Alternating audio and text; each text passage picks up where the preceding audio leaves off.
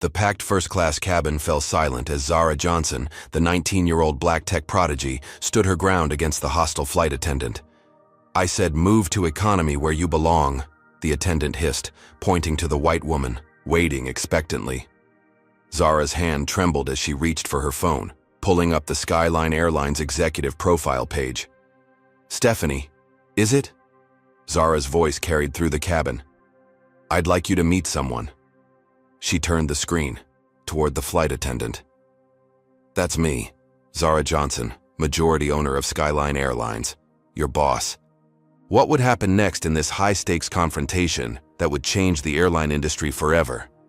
Before we dive into this shocking story of discrimination and justice, let us know where you're watching from. If you believe in standing up against racism and fighting for equality, hit that like button and subscribe to stay updated on more incredible true stories of courage in the face of prejudice. Zara Johnson had always been exceptional. At just 17, while her classmates worried about prom dates and college applications, she developed an aviation logistics algorithm that revolutionized flight scheduling.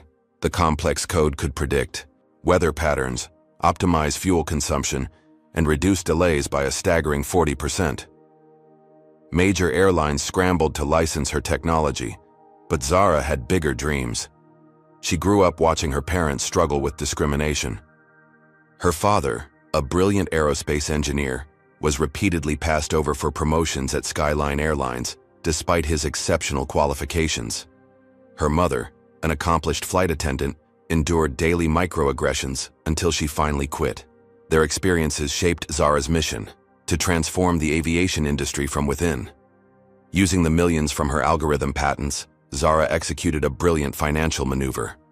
Through a complex web of investment vehicles and shell companies, she quietly acquired 51% of Skyline Airlines stock over 18 months. The business world remained oblivious that a teenage black girl now controlled one of America's largest carriers. Only one person knew her secret: Vivian Blackwood, a 60-year-old former executive who had mentored Zara since discovering her talent at a high school science fair. Vivian had fought her own battles as one of the few black, female executives in aviation and recognized Zara's potential to create lasting change. "Remember," Vivian had cautioned during their last video call, "observation before action. Experience the airline as a passenger before revealing yourself to the board." That's exactly what Zara planned during this transcontinental flight from New York to San Francisco. Dressed in a Stanford University hoodie, jeans, and sneakers, she looked like any other college student. Her natural curls pulled back in a simple ponytail, no makeup, no designer accessories, nothing to suggest she was anything but ordinary. What Zara didn't know was that Stephanie Walsh, the senior flight attendant working first class today, had a 15-year history with Skyline. Stephanie had joined when the airline still proudly advertised its all-American image, a thinly veiled code for its predominantly white staff.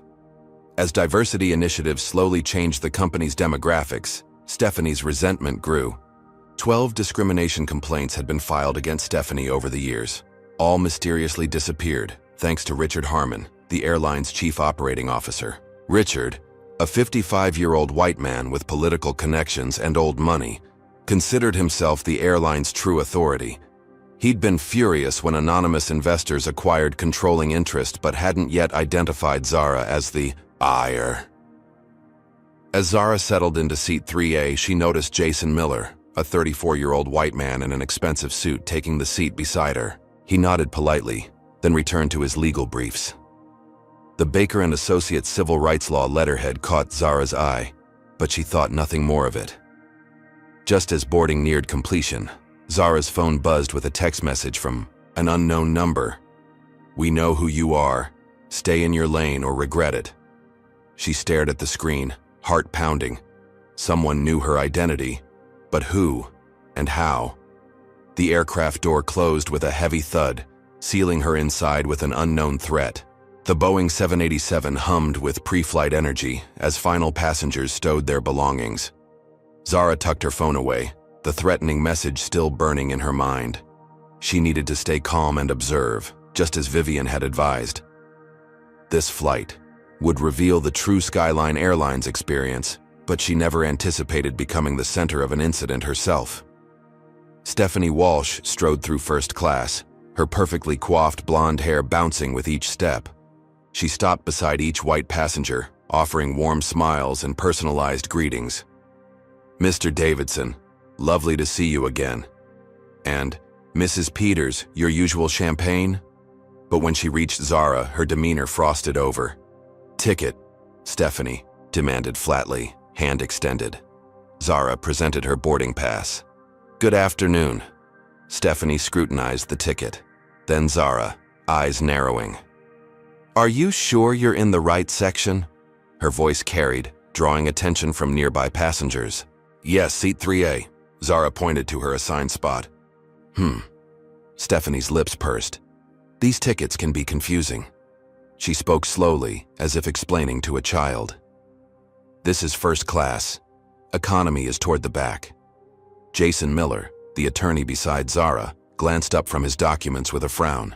"I know what first class is," Zara replied evenly. "This is my assigned seat."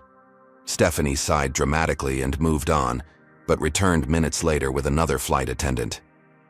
"Carlos, we have a situation," she said loudly. "This young lady seems confused about her seating assignment." Carlos, a Latino man in his 30s, checked Zara's ticket and nodded. "Everything's correct, Stephanie. She's assigned to 3A. Stephanie's jaw tightened, but she walked away without another word. Zara exhaled slowly. The flight hadn't even departed, and already she'd witnessed discriminatory treatment firsthand. She made mental notes for future policy changes when a commotion at the front caught her attention. An older white woman with expensive jewelry and a designer handbag was speaking animatedly to Stephanie.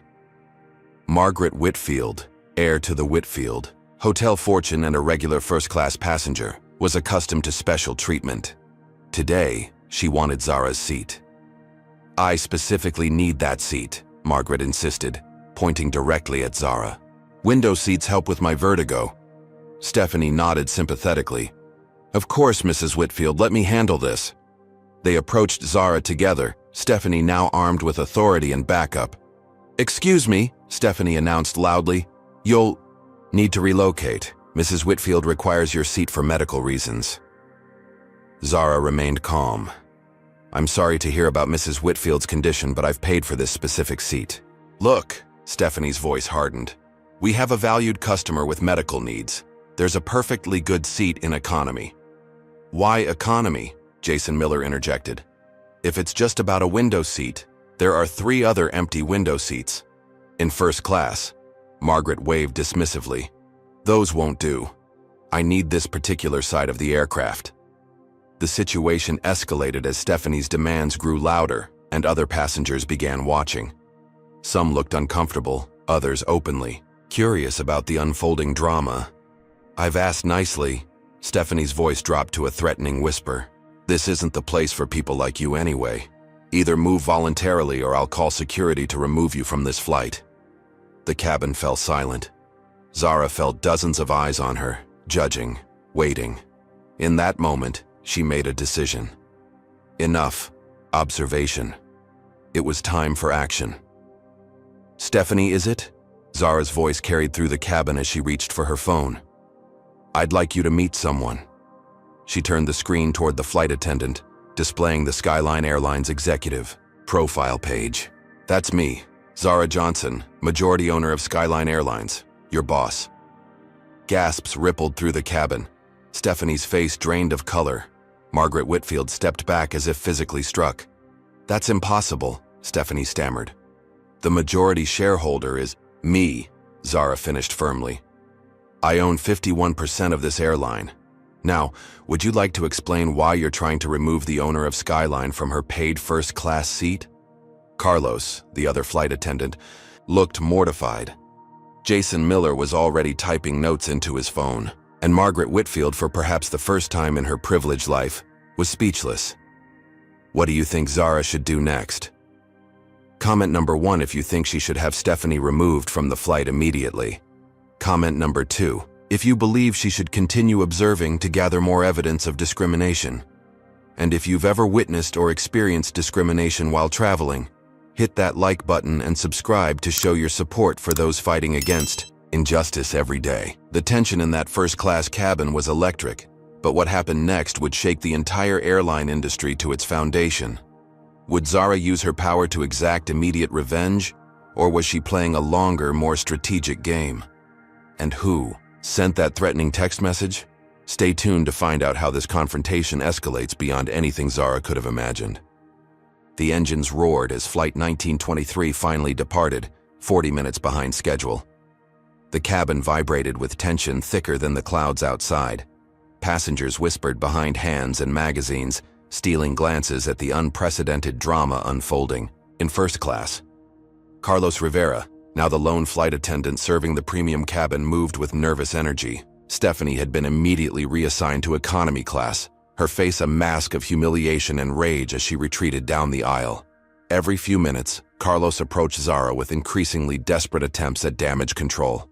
"Ms. Johnson, please accept our deepest apologies." He placed another complimentary champagne before her. The fourth she'd politely declined. "If there's anything at all you need, just treating all passengers with respect would be sufficient," Zara replied, her voice quiet but firm.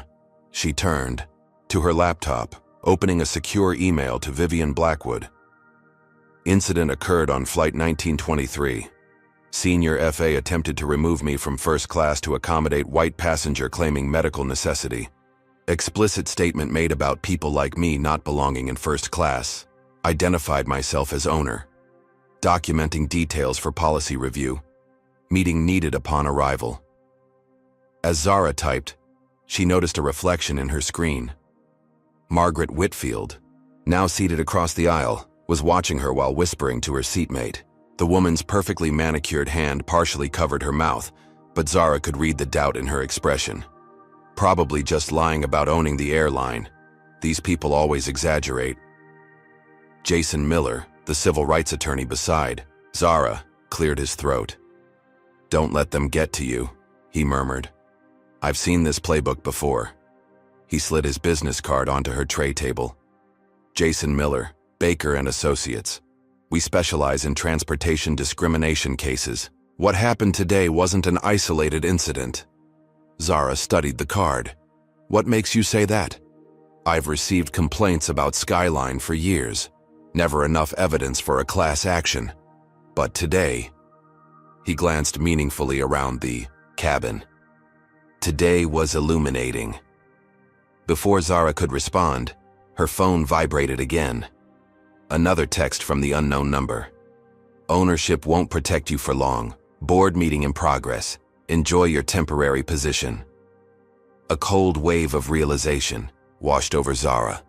Someone in the corporate structure not only knew her identity but was actively working against her. She quickly checked her secure executive portal and found an emergency board meeting had indeed been called by Richard Harmon, the COO. The official reason: addressing public relations crisis and leadership concerns. They were moving against her while she was literally in the air. At that exact moment, 35,000 feet below, Richard Harmon stood before the hastily assembled board members in Skyline's Manhattan headquarters. His tailored suit couldn't hide the sweat beating at his temples. "Gentlemen, ladies, we have a situation," he began, deliberately avoiding mentioning that the majority shareholder was absent. "An unfortunate incident has occurred that requires immediate action to protect the company's reputation and stock value." What Richard didn't know was that a passenger 6 rows behind Zara had recorded the entire confrontation. As the board meeting continued, the video was uploading to social media, buffered by the plane's spotty Wi-Fi but steadily gaining traction. Skyline racism began trending before Flight 1923 even reached the Midwest. Vivian Blackwood, monitoring the situation from San Francisco, watched with growing alarm as both the unauthorized board meeting and the viral video unfolded simultaneously. Her attempts to call Richard went straight to voicemail. Her emergency texts to Zara disappeared into the digital ether of airplane mode. By the time Flight 1923 began its descent into San Francisco International Airport, the video had 2 million views. The company's stock had dropped 12%, and a crowd of reporters awaited at the terminal. Zara felt the shift immediately, upon landing. As passengers activated their phones, Gasps and murmurs spread throughout the cabin. People were suddenly looking at their screens, then at her, with new recognition. "Ms. Johnson," Carlos approached, his professional demeanor cracking. "There appears to be a situation at the terminal. Airport security has requested you remain on board until they can escort you safely." "Security?" Zara questioned. "I don't need airline protocol, ma'am," he insisted, "for VIPs when there's media presence." Jason Miller leaned close. "Be careful," he warned. "I've seen corporate security used to isolate whistleblowers and complainants. They're not always there to protect you." Zara nodded almost imperceptibly as 4 uniformed security officers entered the aircraft. The lead officer, a stern-faced man with captain's stripes, approached with rehearsed courtesy. "Ms. Johnson will be escorting you through a private exit to avoid the media situation. Please come with us."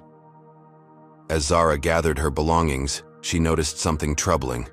The security team wore Skyline Airlines patches, not airport security.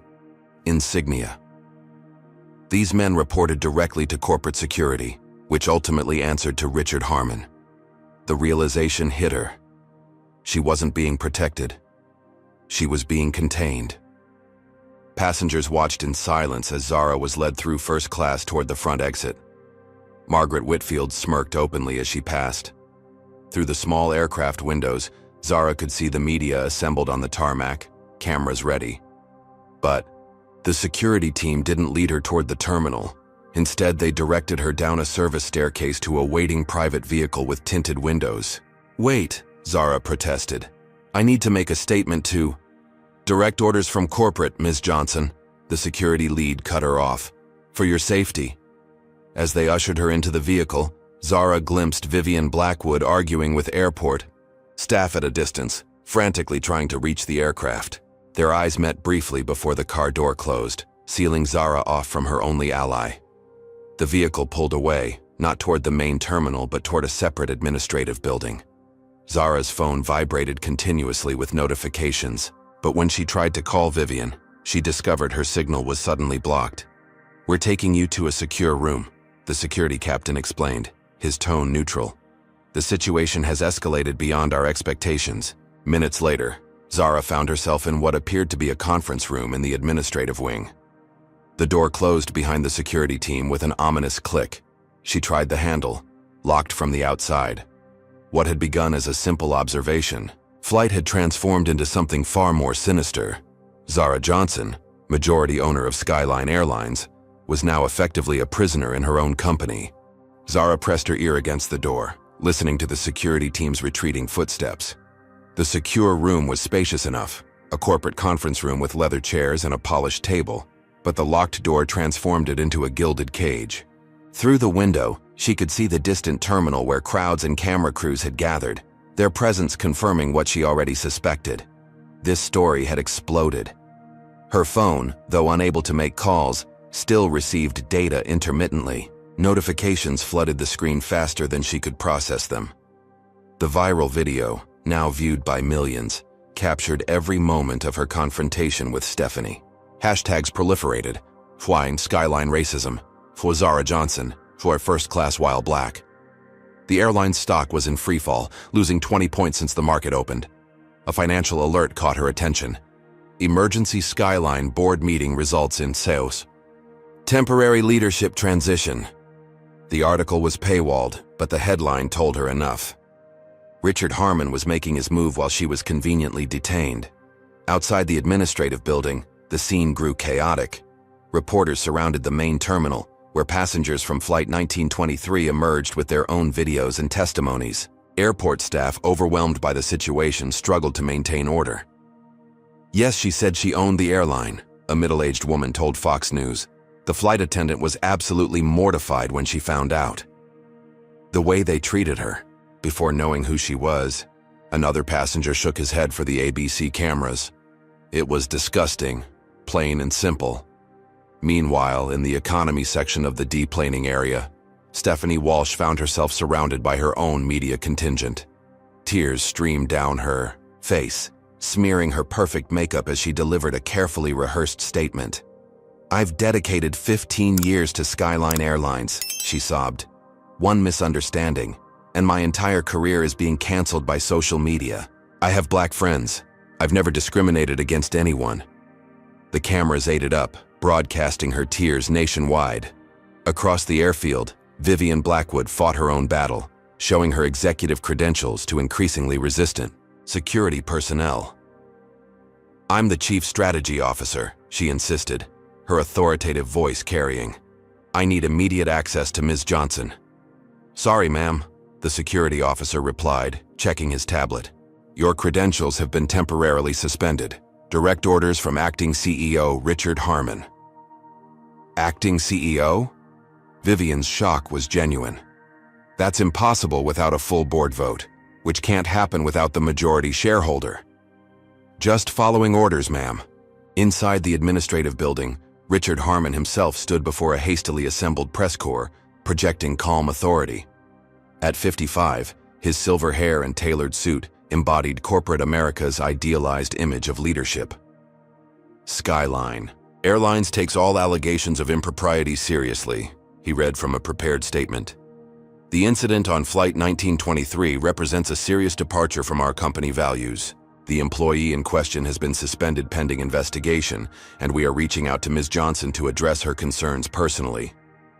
A reporter shouted, "Is it true that Zara Johnson owns 51% of Skyline?" Richard's practiced. Smile never faltered.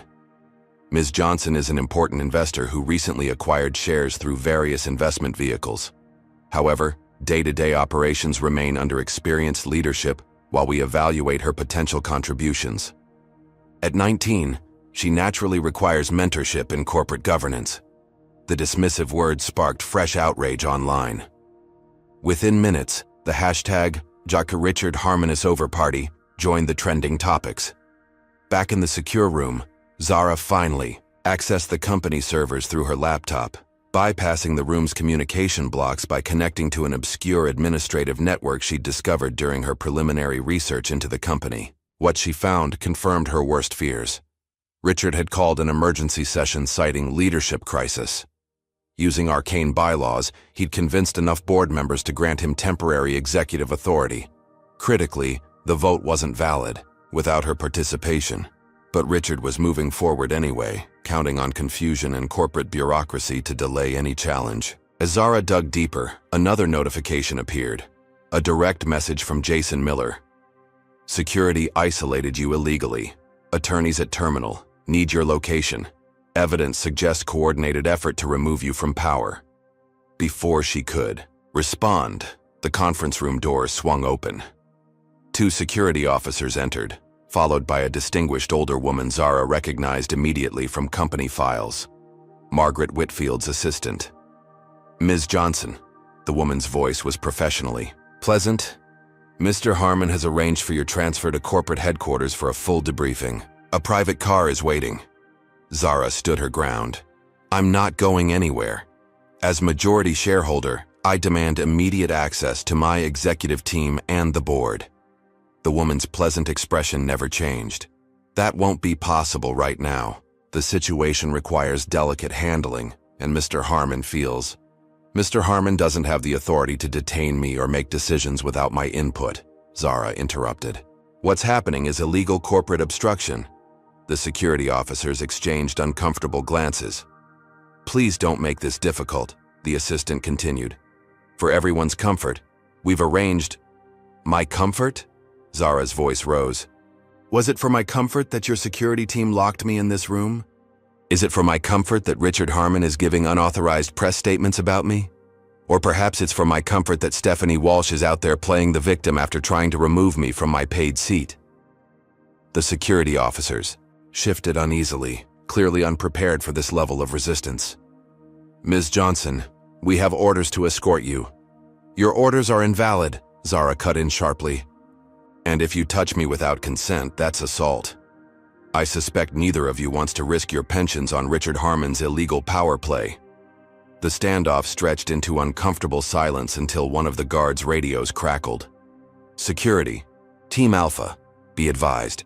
Federal transportation authorities have entered the terminal requesting access to all parties involved in Flight 1923 incident. Media presence has tripled. Repeat, federal authorities on site. The atmosphere in the room shifted instantly. Self-preservation replaced corporate loyalty as the guards realized they stood at a pivotal moment in what was rapidly becoming a national scandal. "Ma'am," the lead officer addressed Margaret's assistant, "I think we need to reevaluate the situation." Before the woman could respond, the building's fire alarm blared to life, emergency lights flashing. Sprinklers activated, drenching everyone in seconds. In the confusion, Zara made her decision. Grabbing her belongings, she pushed past the disoriented group and ran for the emergency exit. The alarm wasn't an accident, she realized. Someone had created a diversion. As she burst through the exit door into the California sunlight, Zara found Vivian Blackwood waiting beside a nondescript sedan, driver's door open. "Get in!" Vivian shouted over the alarms. "Richard's playing hardball, and we need to move fast. He's deleted the discrimination complaints archive and convinced half the board you're staging a publicity stunt." Zara dove into the vehicle as security personnel emerged from the building behind them. As they sped away, Zara caught a glimpse of Jason Miller watching from a distance, phone raised to capture evidence of her effective detainment. The battle for Skyline Airlines had moved beyond a simple incident of discrimination. It had become a high-stakes corporate war, with Zara fighting not just for justice in one case, but for control of the company she rightfully owned. Vivian's sedan sped through the back roads of the airport complex, avoiding the main thoroughfares where news vans and airport security would be looking for them. Zara watched the administrative building shrink in the side mirror, her mind racing, faster than the vehicle. "They locked me in," Zara said, still processing the reality of her situation. "In my own company." "Richard's desperate," Vivian replied, eyes fixed on the road. "The board meeting was completely unauthorized. He's claiming emergency powers under a bylaw that hasn't been invoked since the airline's founding." Zara pulled out her phone, but the screen showed no signal. "They're blocking my communications somehow. Corporate security has signal jammers, technically illegal, but they use them for VIP privacy during sensitive executive transports." Vivian handed Zara a burner phone. "Use this instead. Clean, untraceable." Zara examined the basic flip phone. "Where are we going?" "Hotel suite I booked under a pseudonym. We need a secure location to regroup." Vivian took a sharp turn onto a service road. "Richard has consolidated power remarkably fast. He must have been planning this coup for months, just waiting for an opportunity." In the hotel suite 20 minutes later, Zara finally sat before a laptop with reliable internet access. The room's large windows offered a sweeping view of San Francisco Bay, but her attention remained fixed on the screen, where the full scale of Richard's operation was becoming clear. "I can't access half the executive servers," she muttered, fingers flying across the keyboard. "He's locked me out of my own systems." "Try the backup network," Vivian suggested. "The one we established after detecting unusual activity last month." Zara nodded, switching tactics. Her exceptional programming skills had led her to create redundant access points when she first acquired the airline, a precaution that now proved prescient. After several tense minutes, she bypassed the security protocols. "I'm in, but something's wrong." Her voice tightened. "Files are disappearing in real time. Someone's deleting the discrimination complaint archives." On the screen, document folders vanished one after another. Years of evidence, hundreds of complaints detailing systemic racism within the airline, all systematically erased from the central servers. "That's illegal destruction of evidence," Vivian gasped, leaning over Zara's shoulder. "They're covering their tracks." "Not just covering tracks." Zara's eyes narrowed as she typed furiously. "They're building a counter-narrative. Look at these new documents being uploaded." The screen displayed a series of fabricated performance reviews and incident reports, all painting Zara as an unstable, inexperienced investor making irrational demands. There were even doctored emails supposedly from Zara to Stephanie, threatening the flight attendant before the flight ever took place. "They're framing me," Zara whispered, "making it look like I orchestrated this whole incident as a publicity stunt." Vivian shook her head in disbelief. "Richard always played dirty, but this—" "Wait," Zara interrupted, noticing a pattern in the deletions. The files are being erased by someone using Stephanie Walsh's login credentials. She's actively helping them. Impossible. Stephanie was just giving tearful interviews at the airport. Unless... Zara's fingers raced across the keyboard, accessing the airport's security camera feeds through a back door she'd discovered during her preliminary audit of company systems. She quickly located footage of the administrative wing from 30 minutes earlier. The grainy video showed Stephanie Walsh entering a side door, makeup still smeared from her theatrical tears. Seconds later, Richard Harmon appeared, ushering her inside with a protective arm around her shoulders. They're working together, Zara realized. This goes deeper than one discriminatory incident. Further investigation revealed a hidden connection. Stephanie wasn't just an employee with repeated discrimination complaints. She was Richard's former sister-in-law, maintaining close ties even after his divorce.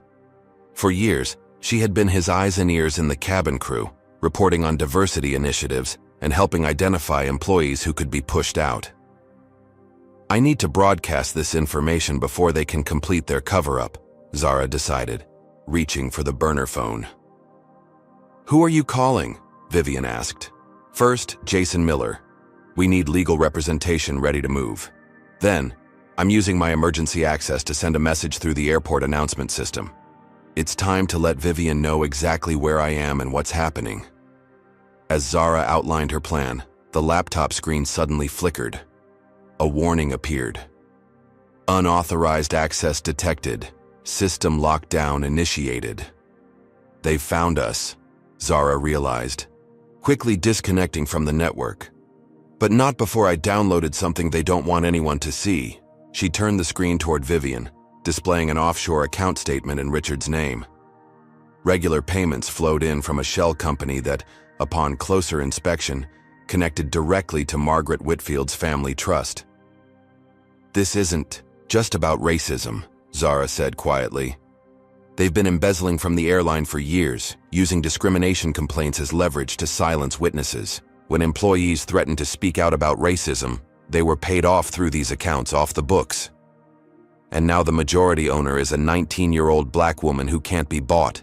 Vivian completed the thought. Their worst nightmare. Before they could discuss further, Zara's burner phone rang. Jason Miller's voice came through, urgent and clear. "Zara, listen carefully. Richard Harmon has filed emergency restraining orders claiming you're attempting a hostile takeover. Security teams are searching the city for you. They're monitoring all official channels." "I need to reach the board members directly," Zara replied. "Most of them don't even know what's happening. That's why I'm calling. I've secured a conference room at my firm's office. 3 board members have agreed to meet us there. They're questioning Richard's story, especially after seeing the viral video." Zara checked the time. "We'll be there in 30 minutes. Meanwhile, can you file emergency injunctions to prevent further deletion of company records?" "Already done," Jason confirmed. "And Zara, be careful. My sources say Richard has hired private security beyond the company team. These aren't corporate guards with retirement plans to protect. These people operate in gray areas." As they prepared to leave, Zara made one final check of social media. The hashtags had evolved. "We Stand With Zara" now trended alongside posts, questioning Richard's hasty press conference. Public opinion was turning, but corporate machinery moved with relentless precision. "Ready?" Vivian asked, car keys in hand. Zara nodded, determination replacing the shock and hurt she'd felt earlier. This isn't just about one incident anymore. It's about every person who's ever been told they don't belong somewhere because of their skin color. Richard picked the wrong fight.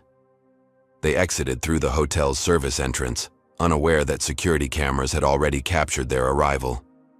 In a downtown office, Richard Harmon watched their departure on a tablet, screen phone pressed to his ear. "She's on the move," he informed the person on the other end. "Heading to Baker and Associates, most likely. Yes, I understand the stakes. Do whatever is necessary." Have you ever witnessed discrimination and wished you could fight back like Zara? Comment number 1 if you admire her technical skills in fighting this corporate conspiracy. Comment number 2 if you think Richard and Stephanie deserve criminal charges for destroying evidence. And don't forget to like and subscribe if you believe corporations should be held accountable for systemic racism. The battle for Skyline Airlines has escalated from a first-class confrontation to corporate espionage and potential criminal activity. Will Zara be able to reach the board members before Richard's private security finds her? What damning evidence is hidden in those offshore accounts? And who else might be part of this conspiracy that's been operating for years?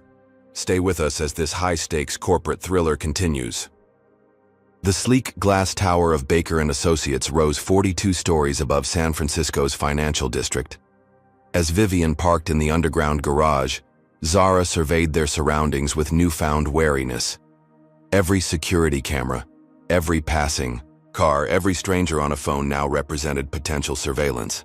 "We'll take the service elevator," Jason Miller instructed via text. 15th floor, then switch to the executive lift.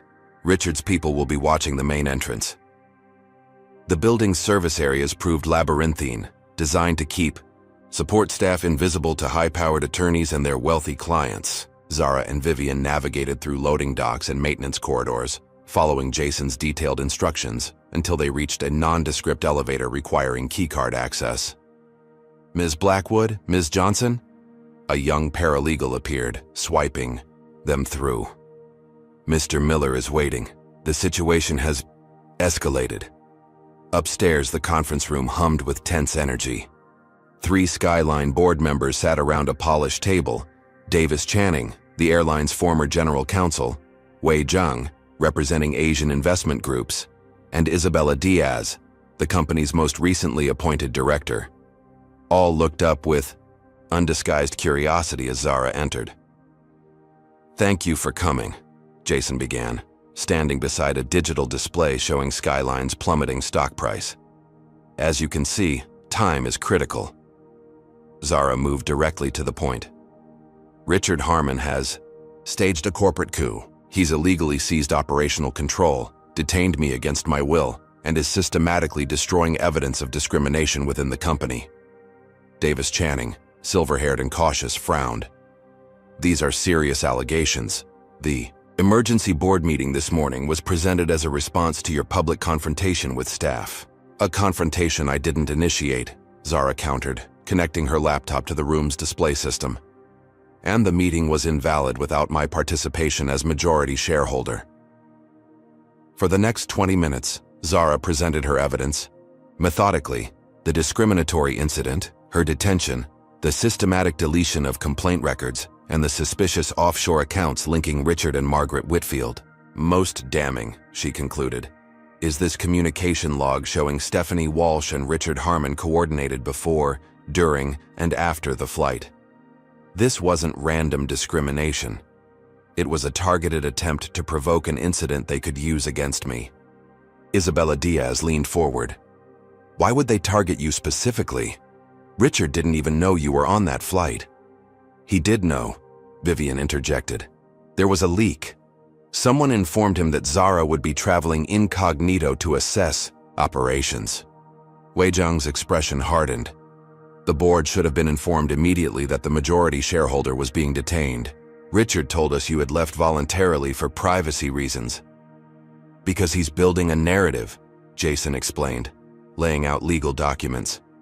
"One where Zara is an inexperienced troublemaker, unfit for corporate leadership. These restraining orders filed this morning seek to bar her from company premises pending psychiatric evaluation." The room fell silent as the implications sank in. "We need to call an emergency board meeting, a legitimate one," Channing finally stated, "with all members present, including Ms. Johnson." "Richard won't attend if he knows I'll be there," Zara pointed out. "And he's currently acting as if he has executive authority."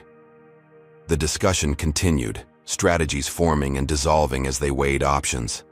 Outside the conference room windows, afternoon shadows lengthened across the city. On the street 15 stories below, a black SUV with tinted windows parked directly in front of the building. Zara's temporary phone buzzed with a text from an unknown number. "They know where you are. Richard's private security team entering the building now. Back entrance, not alone, armed." "We need to move," Zara announced abruptly, showing the message to Jason. "Richard's escalating beyond corporate politics." Jason's face tightened. "This is a law office. He wouldn't dare." "He detained me in an airport, deleted corporate records, and filed false claims about my mental health. Zara cut him off. He's desperate. The building's security alert system chimed softly. A mechanical voice announced, "Attention, unauthorized access detected in Service Area B. Security personnel en route." "That's our cue," Vivian said grimly. "Is there another way out?" Jason moved quickly, leading them toward an executive bathroom with a hidden panel. Partners' escape route, for when clients receive unfavorable verdicts and reporters are waiting downstairs. The narrow passage led to an adjacent building's maintenance area. As they hurried through, Zara heard heavy footsteps and authoritative voices behind them. Richard's security team had reached the conference room. "Where are we going?" Zara whispered as they descended a utility stairwell. "Courthouse," Jason replied tersely. "Judge Kimura owes me a favor. We're filing for emergency injunctive relief and a restraining order against Richard, not the other way around." 20 minutes and one harrowing taxi ride later, they hurried up the courthouse steps. The massive building's classical architecture projected permanence and authority, qualities Zara desperately needed on her side. Inside a private chamber, Judge Helen Kimura, a formidable woman in her 60s with a reputation for efficiency, reviewed their hastily prepared documents. "Let me be clear," she said, peering over reading glasses.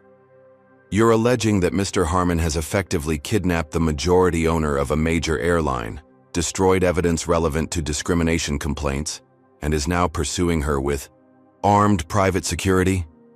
"Yes, Your Honor," Jason confirmed. "We have digital evidence of the record deletion and witness testimony regarding Ms. Johnson's detainment at the airport." The judge turned to Zara. "And you can prove you're the majority shareholder?"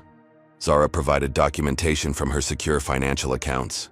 "I acquired controlling interests through various investment vehicles over 18 months. The transactions are complex, but completely legal." Judge Kimura nodded slowly. "I've seen enough to issue a temporary restraining order against Mr. Harmon, preventing him from exercising any executive authority pending a full hearing." As the judge signed the order, Zara's phone vibrated with new notifications. Social media was exploding with fresh developments. Someone had leaked security footage from the airport showing Zara being escorted away by Skyline security, effectively confirming her claims of detention. Simultaneously, Stephanie Walsh had given another interview, this one contradicting her earlier tearful claims. Now she alleged that corporate politics had placed her in an impossible position, hinting at pressure from leadership. "She's distancing herself from Richard," Vivian observed. "The ship is starting to sink." As they left the courthouse with the signed orders, Zara spotted a familiar face across the street. Margaret Whitfield stood beside a luxury sedan, speaking intensely with a man whose back was turned. When he pivoted slightly, Zara recognized Richard Harmon's profile. "They're following us personally now," she murmured to Jason. "Not for long," he replied, pointing to an approaching police cruiser. "That's our escort to your next meeting." "Meeting? With whom?" Jason allowed himself a small smile. "The Federal Aviation Administration. They're very interested in possible safety violations stemming from discriminatory practices, and the SEC has joined the conversation, given the suspicious financial activity you've uncovered." As they entered the police vehicle, Zara caught a final glimpse of Richard and Margaret. Their expressions had transformed from confidence to alarm as they spotted her police escort. For the first time since the nightmare began, Richard's composed facade cracked, revealing the panic beneath. The real battle was just beginning, but Zara had something Richard had lost: the moral and legal high ground. The question now was how far he would go to regain control before everything collapsed around him.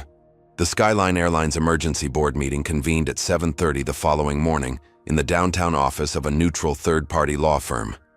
Security was tight, with private contractors checking identifications against approved lists and scanning for recording devices. The boardroom itself had been swept for bugs twice before the members arrived. Zara entered last, flanked by Vivian and Jason. She had abandoned her casual college attire for a tailored charcoal suit that projected competence without compromising her youth or identity. Her natural hair was styled professionally, and a simple, Gold pendant, her mother's, provided the only personal touch. Richard Harmon's face briefly registered shock at her appearance before hardening into practiced neutrality. He sat midway down the long mahogany table surrounded by allies, 3 board members known to support his leadership, Margaret Whitfield, attending as a major investor representative, and 2 attorneys from the company's regular firm. The remaining 8 board members occupied various positions along the table, their alliances unclear in this unprecedented situation.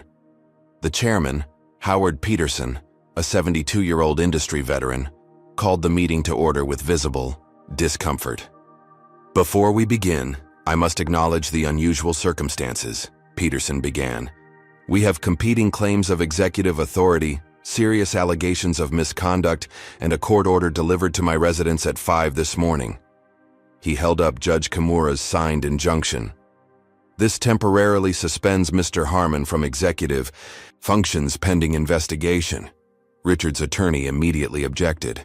"That order was obtained under false pretenses and without proper representation from Skyline's legal team. We're filing to have it dismissed this afternoon." "Nevertheless, it stands for now," Peterson replied. "Which brings us to our agenda. Resolving the leadership crisis and addressing the public relations disaster currently devaluing our stock by 28% and counting. For the next hour, the battle unfolded through procedural maneuvers and careful posturing. Richard presented his narrative first. Zara was an inexperienced investor using social justice issues to hijack corporate control. The flight incident was unfortunate but exaggerated for media attention. His temporary assumption of executive authority was necessary to stabilize the company during a crisis. "Ms. Johnson has never run so much as a lemonade stand," Richard concluded smoothly. "Now she wants to control an international airline based on one unfortunate customer service incident. This is about experience versus activism, plain and simple." When Zara's turn came, she approached the situation differently. Rather than immediately defending herself, she connected her laptop to the room's display system. "Before I address Mr. Harmon's claims, I'd like to share what he's been desperately trying to hide." The screen filled with employee discrimination complaints, hundreds filed over 5 years, systematically buried or dismissed. Each complaint was coded by outcome. NFA, no further action. Settled, with accompanying confidential payment. Amounts, or terminated, employee eventually fired for unrelated performance issues. "These records were deleted from company servers yesterday," Zara explained. "Fortunately, I maintained backups as part of my due diligence before acquiring majority ownership." The room fell silent as board members digested the information. Richard's attorney attempted to interject, but Wei Zhang raised a hand to silence him. "Let her finish." Zara continued methodically, presenting evidence of the airport detention, the coordinated effort between Stephanie and Richard, and finally, the offshore accounts linking discrimination settlements to Margaret Whitfield's family investments. "This isn't about one incident," Zara concluded. "It's about a systematic pattern of discrimination protected by senior leadership for their financial benefit. When confronted with an owner who wouldn't perpetuate this system, they attempted a corporate coup. Margaret Whitfield, who had maintained aristocratic composure throughout, finally broke her silence. These are outrageous accusations from an inexperienced girl playing with inherited money. I've supported this airline for 20 years through my family investments." "Interesting you should mention family," Zara replied calmly, clicking to a new slide showing family connections. "Your nephew Richard carefully concealed your relationship from the board, didn't he? Just as he concealed that Stephanie Walsh is his former sister-in-law. 3 people connected by family ties, all working together to maintain control of Skyline's corporate culture." Richard stood abruptly. "This is character assassination. My family connections have nothing to do with—" "Sit down, Richard," Peterson ordered sharply. "Ms. Johnson has the floor." For the next 30 minutes, Zara outlined her vision for Skyline's future. Transparent discrimination reporting, leadership diversity reflecting customer demographics, training reforms, and new accountability structures. Throughout her presentation, she emphasized both moral imperatives and business advantages, demonstrating a nuanced understanding of aviation economics that clearly surprised many board members. In conclusion, she finished, you face a simple choice. Continue with leadership that covered up discrimination for personal profit, or embrace transformative change that will rebuild our reputation and create sustainable growth. The boardroom sarimos erupted into overlapping conversations, with Richard attempting to regain control. This is absurd. She's 19 years old. The operational complexities alone. I built an algorithm that saved this airline $40 million in fuel costs last year, Zara interrupted. Age reflects time, not capability. And I'm not proposing to run daily operations alone. That's why we have experienced executives. What I'm changing is the culture that protected discrimination instead of passengers and employees. The debate intensified as board members took sides. Two of Richard's supporters began wavering as the evidence mounted. Peterson called for a brief recess before the final vote, and the room cleared except for core participants. During this break, Richard approached Zara directly for the first time, his voice low and dangerous. You have no idea what you're doing. This industry will eat you alive. I've survived 3 airline bankruptcies, 2 federal investigations, and countless boardroom coups. You won't last 6 months. Zara met his gaze steadily. The difference between us, Richard, is that I don't need to survive. I need to change things. You've spent your career protecting a system. I'm here to transform it. When the board reconvened, Peterson called for the vote. The outcome would determine not just leadership, but the direction of the company for years to come. On the matter of executive authority and corporate governance, Peterson announced formally, the board will now vote. The result was initially deadlocked, 6 votes supporting Richard's continued leadership, 6 supporting Zara's rightful control. All eyes turned to Peterson for the tie-breaking vote. The chairman removed his glasses slowly. In 30 years of corporate governance, I've never seen evidence of misconduct this clear or this disturbing. He paused, looking directly at Richard. My vote is for Ms. Johnson's reinstatement as controlling shareholder with full authority. Richard's facade finally shattered. This is corporate suicide. You're handing $1 billion company to a child because she played the race card. She'll destroy everything we've built. Mr. Harmon, Peterson's voice cracked like a whip. Control yourself. But Richard was beyond restraint. You think discrimination is the issue? This is business. We give the customers what they want. Middle America doesn't want to see certain people in first class. That's market reality, not racism. The outburst hung in the air, damning in its naked honesty. Board members shifted uncomfortably, avoiding eye contact. Even Richard's attorneys winced. I believe that outburst clarifies matters, Peterson said quietly. Security will escort Mr. Harmon from the premises. His company access is terminated, effective immediately. As security personnel approached, Richard pointed at Zara, his voice shaking with rage. This isn't over. You think you've won? I built this airline. I have friends in regulation, in finance, in places you don't even know exist. You've made an enemy you can't afford, little girl. The threat lingered in the boardroom long after Richard was removed. Margaret Whitfield followed shortly after, her aristocratic poise intact, but her influence shattered. Zara absorbed the reality of her victory with clear-eyed assessment of the challenges ahead. She had won the battle for control, but Richard's parting words weren't empty threats. The war for Skyline's future and her vision of an airline free from systemic discrimination had only just begun. The victory in the boardroom proved fleeting as Zara faced the full force of a coordinated public relations counterattack. By noon, carefully crafted narratives began appearing across traditional and social media platforms, all carrying subtle variations of the same message. Skyline Airlines was under attack by inexperienced activist leadership. From the temporary command center established in Vivian's downtown condo, Zara monitored the unfolding disaster on multiple screens. Conservative business programs featured economists questioning whether social justice agendas belonged in airline management. Industry publications suddenly ran profiles of Richard Harmon, portraying him as an aviation veteran unfairly pushed aside. Social media influencers received mysterious sponsorships to discuss the dangers of inexperience in critical industries. They planned this, Vivian observed, scrolling through identical talking points appearing across different platforms. These narratives were prepared before Richard lost the vote.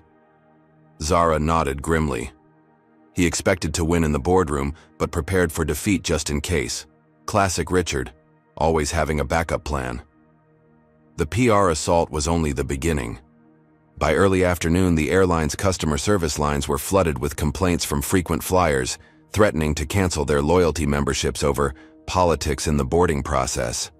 Investigation revealed most calls originated from the same 3 area codes, suggesting an organized campaign rather than genuine customer concern. Simultaneously, anonymous sources began leaking concerns about Zara's qualifications to aviation industry journalists. Her algorithm, previously celebrated for its innovation, was suddenly described as untested and potentially risky. Questions arose about her educational background, personal life, and family connections, all framed to undermine her legitimacy.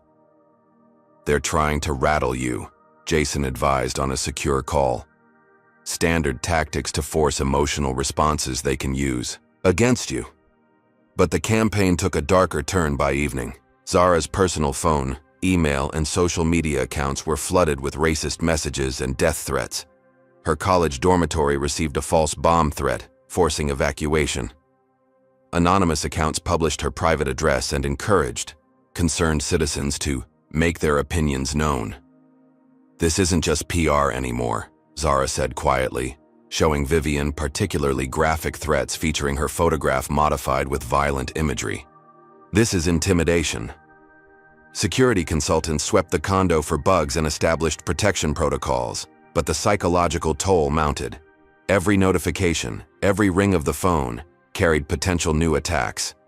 The next morning brought fresh challenges. 3 former Skyline employees gave coordinated interviews, claiming they had been forced out for questioning diversity initiatives. All 3 had received substantial settlements during Richard's tenure. Their discrimination complaints mysteriously transformed into grievances against inclusion efforts. Stephanie Walsh, continuing her media tour, evolved her story yet again. Now portraying herself as a whistleblower, she claimed Zara had orchestrated the entire incident to seize control. "She targeted me specifically," Stephanie told a sympathetic morning show host. "I'm just a scapegoat in her corporate takeover plan." The most damaging blow came from Margaret Whitfield, who leveraged her social connections to place stories, questioning Skyline's financial stability under radical new leadership. These whispers, amplified through business networks, sent the stock price plummeting another 15%. Zara paced the condo, frustration mounting. "We're playing defense while they control the narrative. Every response makes us look reactive, rather than proactive." Vivian nodded thoughtfully. "That's because we're fighting on their terrain. Corporation versus individual. Experience versus youth. Tradition versus change. We need to reframe the entire conversation." Before they could develop this strategy, Zara's secure phone rang with alarming news. An executive assistant loyal to Vivian had discovered a security breach at Zara's San Francisco apartment. Unknown individuals had entered using professional equipment, leaving no obvious evidence except microscopic disturbances detected by the advanced security system Zara had installed. "Corporate espionage," the security consultant concluded after investigating. "They were looking for compromising information, either to use against you or to help build their counter-narrative." The violation of her personal space struck Zara harder than the public attacks. For the first time since the ordeal began, she allowed herself a moment of doubt. Maybe Richard's right. Maybe I'm not prepared for this level of warfare. Vivian placed a steadying hand on her shoulder. "This is exactly why you're needed. Richard fights dirty because he represents a system that can't win on merit or morality. They're escalating because you're winning." The conversation was interrupted by breaking news alerts across all screens. Federal authorities had announced a preliminary investigation into potential securities violations and discriminatory practices at Skyline Airlines. The company's stock instantly dropped another 10%. This should be good news, Zara noted, confused by the market reaction. It validates everything we've been saying. Look closer at the wording. Vivian pointed to specific phrases in the announcement. This investigation targets current and former leadership equally. Richard has friends in regulatory agencies. He's making sure if he goes down, he takes you with him. Jason's legal team confirmed this assessment hours later. They're creating a narrative where both sides are equally problematic, positioning Richard as the experienced leader who might have cut corners but kept the airline profitable, versus the inexperienced activist causing financial harm. By day's end, the coordinated pressure campaign culminated in a legal bombshell. Richard filed a defamation lawsuit against Zara personally, seeking $50 million in damages for irreparable harm to professional reputation. More alarmingly, he simultaneously filed for a temporary restraining order, barring her from Skyline premises or communication with employees while litigation proceeded.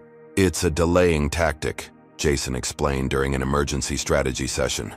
He knows the case is weak, but corporate litigation can drag on for years. Meanwhile, the TRO would effectively prevent you from leading the company you own. Zara studied the legal documents, noting the judge assigned to the case. Judge Raymond Whitfield. Any relation to Margaret? Jason's expression confirmed her suspicion. Her cousin. Richard venue shopped until he found a favorable judicial assignment. The hits kept coming. Late that night, as exhaustion set in, news broke that credit rating agencies had placed Skyline on negative watch, citing leadership uncertainty and potential regulatory challenges. Major corporate clients began postponing contract renewals, creating immediate cash flow concerns. Alone in her temporary bedroom, Zara finally allowed tears of frustration. The system she fought was vast and interconnected, with Richard pulling strings through networks established over decades. For every public battle she won, 3 more erupted on different fronts. Her phone buzzed with a text from an unknown number. Watching your company collapse? This can end when you resign. Consider it a learning experience. Next time, stay in your lane. The message carried no signature, but Richard's voice echoed in every word. Have you ever faced powerful people trying to silence you? Comment number 1 if you think Zara should fight this public relations war by exposing Richard's dirty tactics. Comment number 2 if you believe she should focus on running the airline well and let results speak for themselves. And if you've ever been targeted for speaking truth to power, hit that like button and subscribe to show solidarity with those fighting for equality in corporate America. The battle for Skyline Airlines has moved from the boardroom to the court of public opinion, with Richard proving that losing official power doesn't mean losing influence. Will Zara find a way to counter these sophisticated attacks? Can she protect herself from the escalating personal threats? And what evidence might turn the tide in this increasingly dangerous corporate war? The stakes keep rising as we continue this shocking true story. Dawn broke over San Francisco, illuminating the fog as it rolled between skyscrapers. Zara had barely slept, spending the night reviewing legal documents and strategizing with Jason's team via secure conference calls. The temporary restraining order hearing was scheduled for 9 that morning before Judge Raymond Whitfield, giving them precious little time to prepare a defense. The core of Richard's argument is fascinating in its audacity, Jason explained, as their car navigated morning traffic toward the courthouse. He's claiming your statements about discrimination at Skyline constitute defamation because they've damaged the company's reputation and stock value. But they're true statements backed by evidence, Zara replied, reviewing their counter-arguments on a tablet. Truth is an absolute defense against defamation, which is exactly why we need to focus on admissibility of evidence. Jason's expression tightened. Richard's legal team has filed motions to exclude the backup server records, claiming they were obtained through unauthorized access to company systems. The irony wasn't lost on Zara. So they delete the official records, then claim my backups are inadmissible. Welcome to corporate litigation, Jason said grimly. It's rarely about justice and frequently about procedural advantages. The courthouse steps swarmed with reporters and protesters holding competing signs. Some demanded justice for Skyline employees, while others proclaimed experience over activism and keep politics out of airlines. The division reflected Richard's successful framing of the conflict as ideological rather than ethical. Inside, the courtroom atmosphere crackled with tension. Richard sat at the plaintiff's table, surrounded by 5 attorneys from Prescott and Winthrop, one of the nation's most expensive corporate firms. He appeared immaculately groomed and well-rested, projecting calm confidence despite yesterday's boardroom outburst. Judge Whitfield entered, his resemblance to Margaret unmistakable in the aristocratic tilt of his chin and cold blue eyes. From his first procedural rulings, his bias became clear, excluding 3 of Zara's key witnesses for redundancy, while allowing all of Richard's to remain on the list. "Your Honor," Jason objected, rising to his full height, "excluding testimony from discrimination victims while permitting character witnesses for Mr. Harmon creates a procedural imbalance that—" "Counsel," Judge Whitfield interrupted, "this is a hearing on a temporary restraining order regarding company access, not an investigation into alleged discrimination.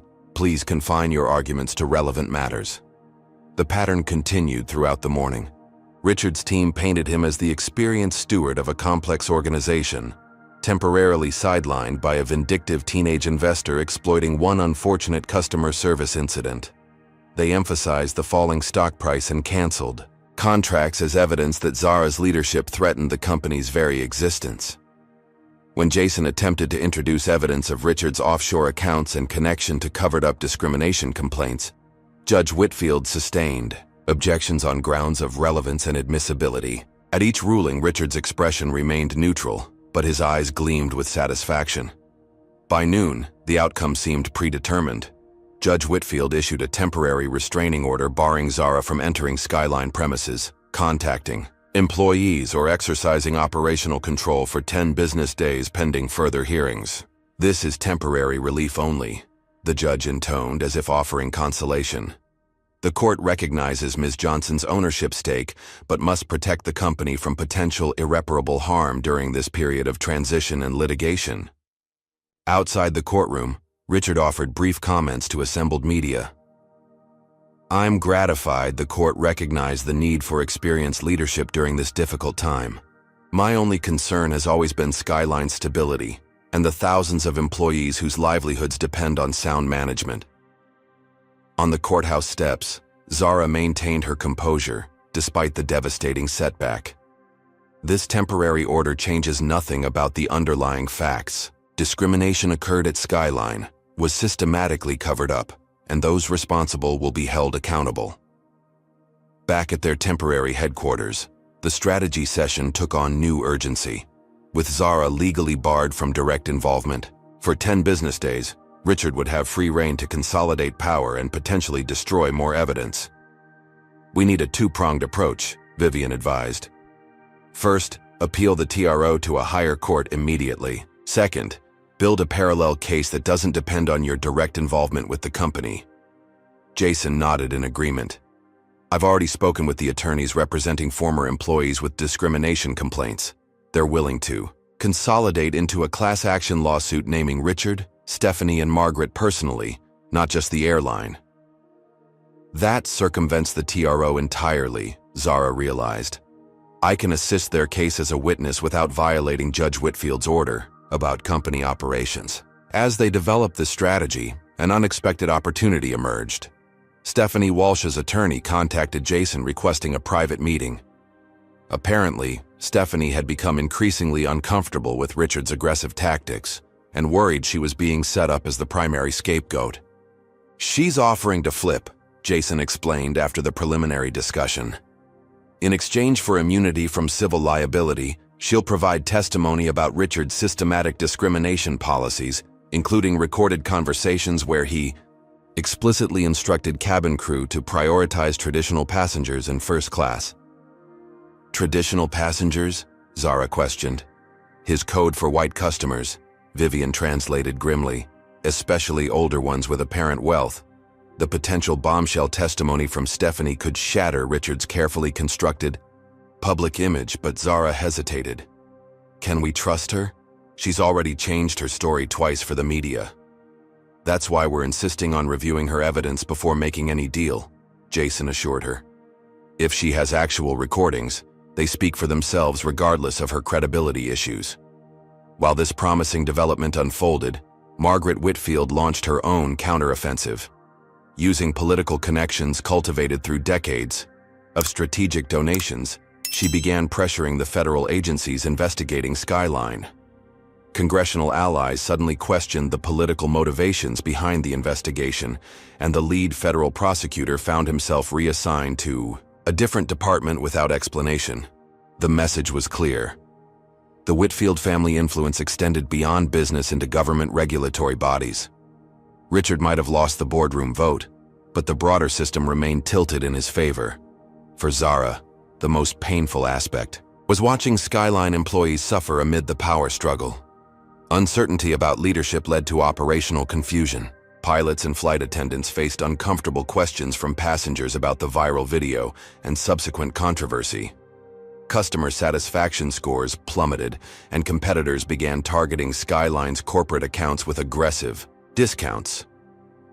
Richard's willing to damage the entire company to maintain control, Zara observed, studying the latest operational reports smuggled to her by loyal employees despite the restraining order.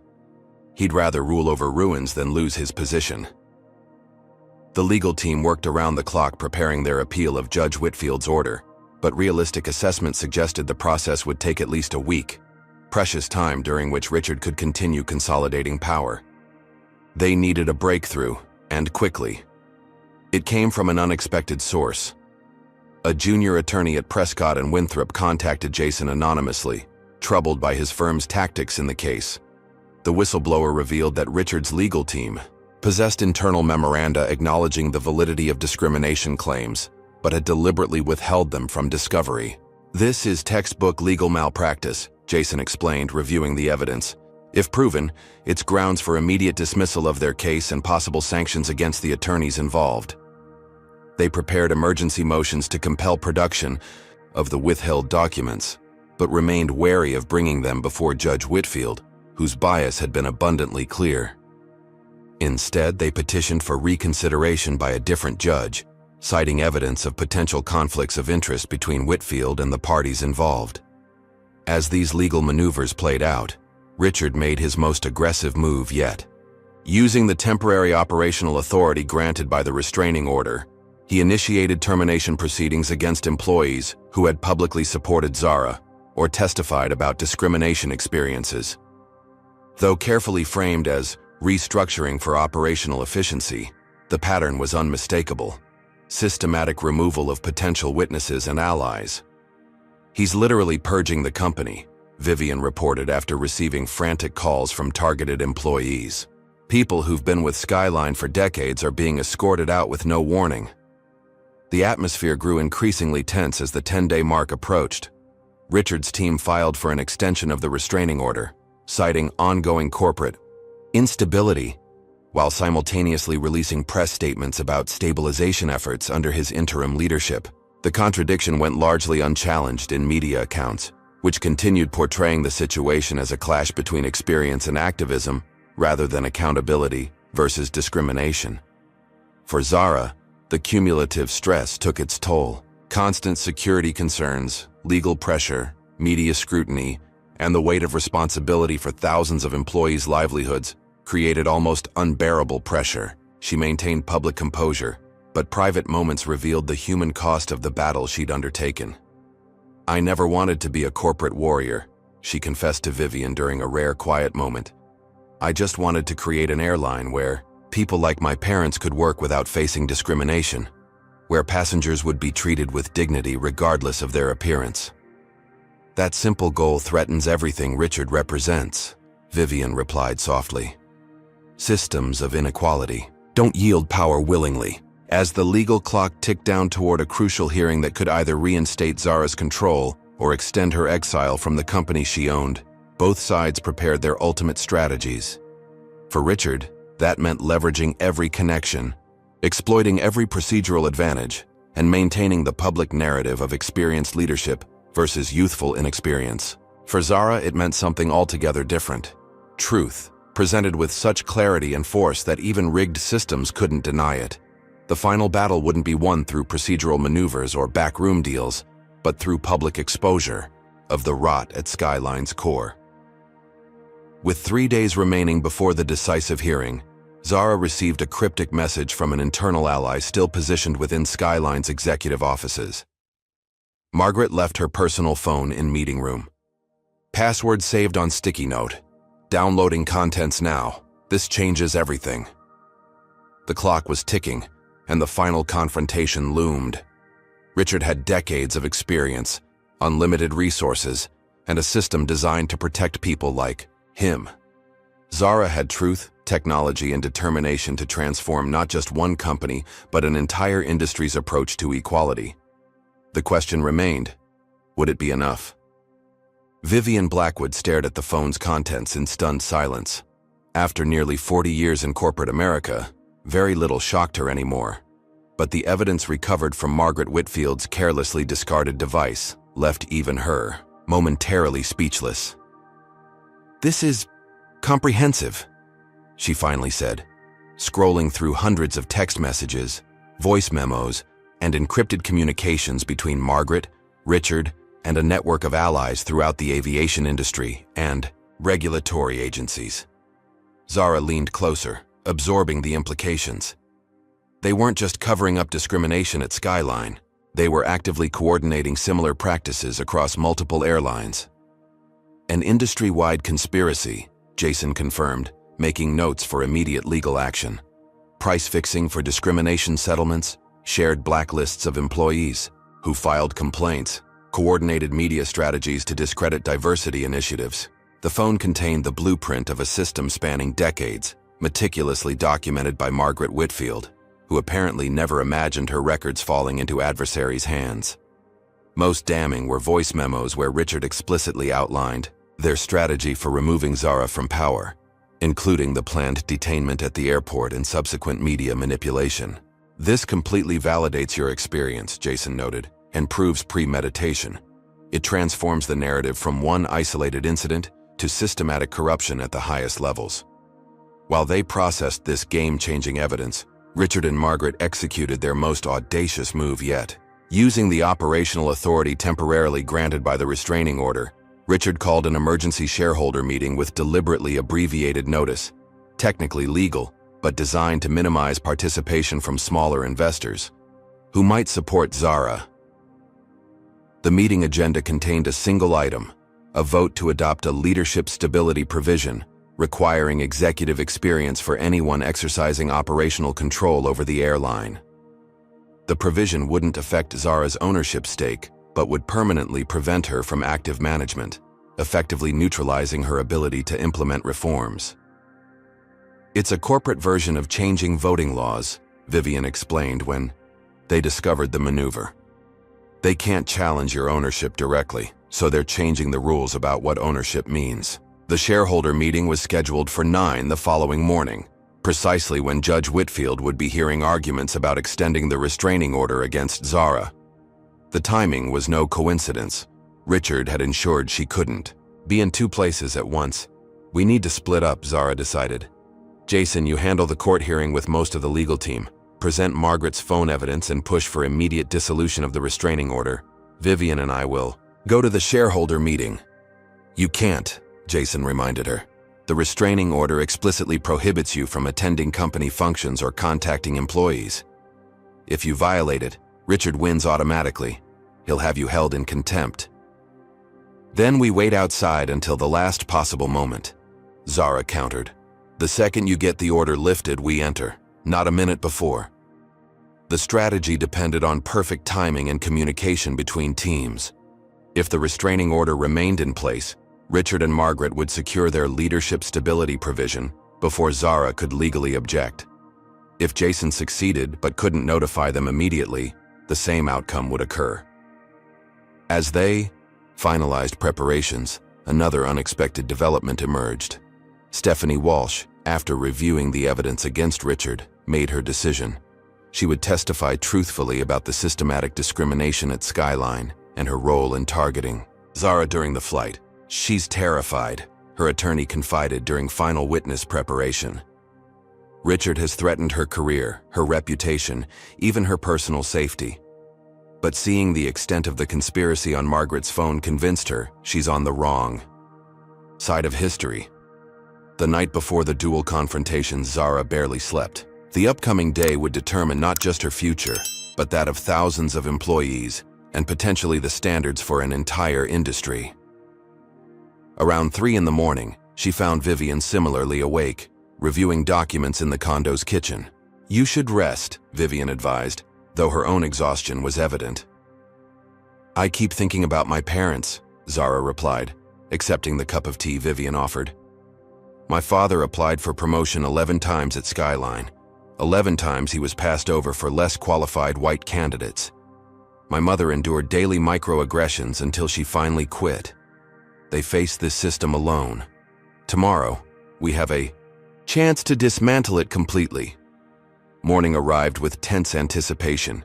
The legal team synchronized watches and tested secure communication channels. Jason departed for the courthouse with the evidence from Margaret's phone carefully preserved and authenticated. Zara and Vivian headed toward Skyline headquarters, where they would wait nearby until, hopefully, the restraining order was lifted. At the courthouse, proceedings began ominously. Judge Whitfield appeared irritated by the emergency motions Jason had filed, dismissing them as last-minute delay tactics. When Jason attempted to introduce the new evidence from Margaret's phone, the judge initially refused to consider it, claiming it fell outside the scope of the restraining order hearing. "Your Honor," Jason persisted, uncharacteristic edge in his voice. "This evidence directly proves that the restraining order was obtained through fraud upon the court. Mr. Harmon's sworn testimony about his actions conflicts directly with his own recorded statements." After tense procedural arguments, Judge Whitfield reluctantly admitted the evidence with visible reluctance.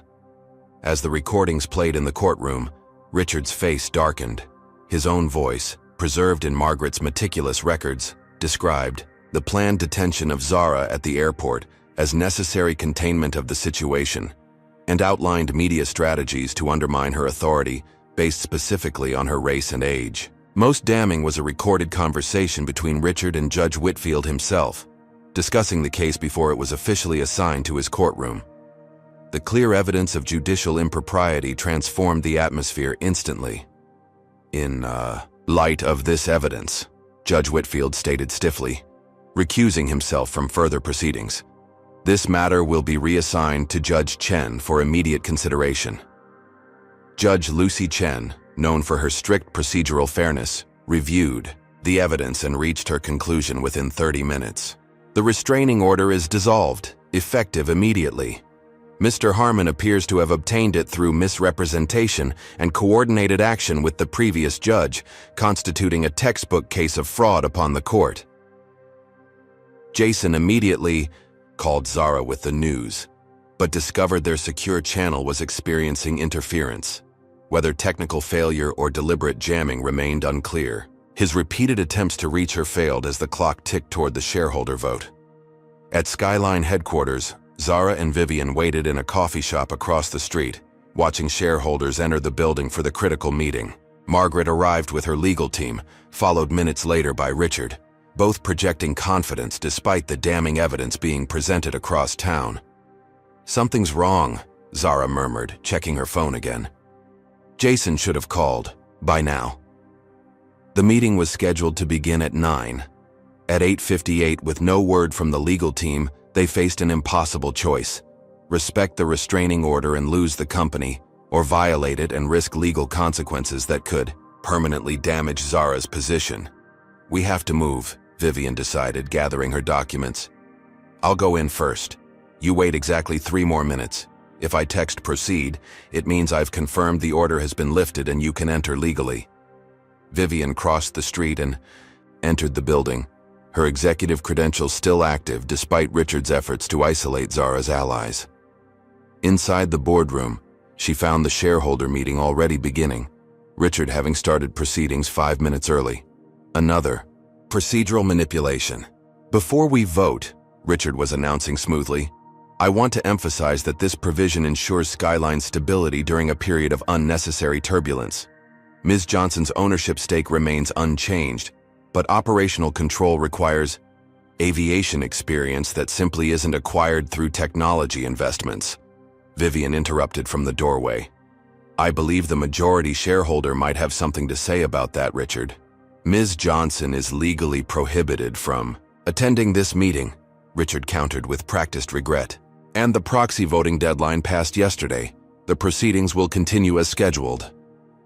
Outside, Zara's phone remained silent. No message from Jason. No proceed text from Vivian. The clock showed 9:02. In 1 minute, the vote would begin. In approximately 5 minutes, it would conclude, permanently altering Skyline's governance structure. Making her decision, Zara entered the building. Legal consequences seemed abstract compared to the immediate threat to everything she'd worked for. As she approached the boardroom doors, her phone finally chimed. A text from Jason, delayed by technical issues. Order lifted. Enter legally. Zara pushed open the boardroom doors just as Richard called for the vote. Conversation ceased instantly as all heads turned toward her unexpected entrance. Richard's confident expression faltered momentarily before recovering. Ms. Johnson, you are in violation of a legal restraining order. Security will escort you from the premises, and your contempt will be noted for further proceedings. The restraining order has been dissolved, Zara announced calmly, holding up her phone displaying Jason's message. Judge Chen ruled it was obtained through fraud upon the court. Additionally, Judge Whitfield has recused himself after evidence of improper coordination with you came to light. Richard's composure cracked visibly. That's impossible. The hearing just began. It concluded 20 minutes ago, Zara corrected, approaching the center of the room. And now, as majority shareholder of Skyline Airlines, I have an alternative proposal for consideration.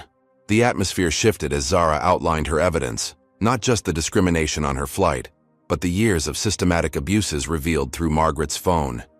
Shareholders listened with growing concern as the true extent of Richard and Margaret's actions became clear. Not just ethical violations, but potential criminal behavior that exposed the company to massive liability. The leadership stability provision isn't about experience, Zara concluded. It's about preventing accountability. Before voting, shareholders should consider whether supporting it makes them complicit in covering up documented discrimination and potential securities fraud. Richard attempted to regain control, his voice rising. This is absurd. We've built this airline into an industry leader. One incident on one flight doesn't negate decades of success. It wasn't one incident. A new voice interjected from the doorway. Stephanie Walsh entered, visibly nervous but determined. Her testimony had concluded at the courthouse, and Jason had sent her directly to the shareholder meeting. For the first time, she spoke without Richard's coaching or media handlers shaping her message. For 15 years, I followed directives about passenger treatment based on appearance, race, and perceived wealth, she stated clearly. Those directives came directly from Mr. Harmon, who instructed us to find pretext for removing passengers who didn't fit Skyline's preferred customer profile. What happened with Ms. Johnson wasn't an isolated incident. It was standard procedure. Richard lunged toward her, control finally shattering completely. You ungrateful. After everything we've done to protect you. Security personnel moved quickly, not to remove Zara or Stephanie, but to restrain Richard, whose threatening advance toward a witness had crossed a critical line. As they escorted him from the room, the remaining shareholders sat in stunned silence. Margaret Whitfield rose with aristocratic dignity. This meeting is clearly compromised by emotional theatrics. I move to adjourn until cooler heads prevail. Motion denied, Vivian countered immediately. The shareholder meeting will proceed according to bylaws, now with the majority shareholder rightfully present. What followed was not the vote Richard had planned, but an entirely different one proposed by Zara. Removal of Richard Harmon from all positions within the company, dissolution of the special privileges granted to Margaret's investment group, and establishment of an independent ethics committee with oversight of discrimination complaints. As the votes were counted, the outcome became clear. Shareholders, presented with evidence of potential criminal liability, chose self-preservation over loyalty to Richard's regime. The motion passed with 64% support, a clear mandate for transformation. Outside the boardroom, Zara found a moment of unexpected quiet amid the chaos. After weeks of relentless battle, the immediate crisis had passed. Richard had been removed, Margaret's influence neutralized, and control of Skyline secured. But the real work, transforming the company culture and addressing the damage done to employees and passengers, was just beginning. As she stood contemplating this challenge, a commotion at the building's entrance drew her attention. Federal agents were entering, led by investigators from the Securities and Exchange Commission and the Department of Justice Civil Rights Division. The evidence from Margaret's phone had accelerated their investigation dramatically. Zara watched as they progressed through the lobby, warrant folders visible in their hands. The system that had protected Richard for decades was finally closing in, driven not by corporate power struggles but by the weight of law itself. The final confrontation hadn't ended exactly as either side expected.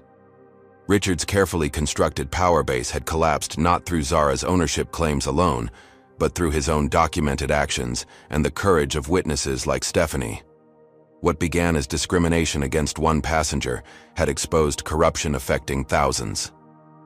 As the federal agents disappeared into an elevator, Zara turned toward the executive offices that were now legitimately hers. The victory felt different than she had imagined, less triumphant, more sobering. The responsibility of transformation now rested squarely on her shoulders, along with the livelihoods of every Skyline employee. The hard work of rebuilding was about to begin. The Skyline Airlines executive boardroom had undergone a transformation since Zara officially assumed control. Gone was the dark mahogany table where power had been concentrated among a select few. In its place stood a circular arrangement with equal seating, symbolizing the cultural shift already underway. Digital screens displayed real-time company metrics alongside newly implemented discrimination complaint statistics, transparency replacing secrecy as operational philosophy. Today marked a pivotal moment. The presentation of complete findings from the independent investigation Zara had commissioned immediately after securing control. Former federal prosecutor Elena Vasquez, who had led the 3-week inquiry with a team of discrimination experts and forensic accountants, stood ready to share conclusions that would shape the company's future. The investigation findings exceed even our worst expectations, Elena began, addressing the executive team and specially invited discrimination victims from throughout Skyline's history.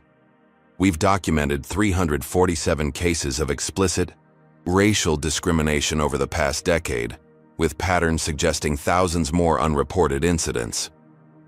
The presentation detailed a sophisticated system spanning every aspect of airline operations. Flight attendants received coded training about passenger value assessment based predominantly on race and perceived wealth. Gate agents were instructed to scrutinize certain passengers' tickets more closely than others.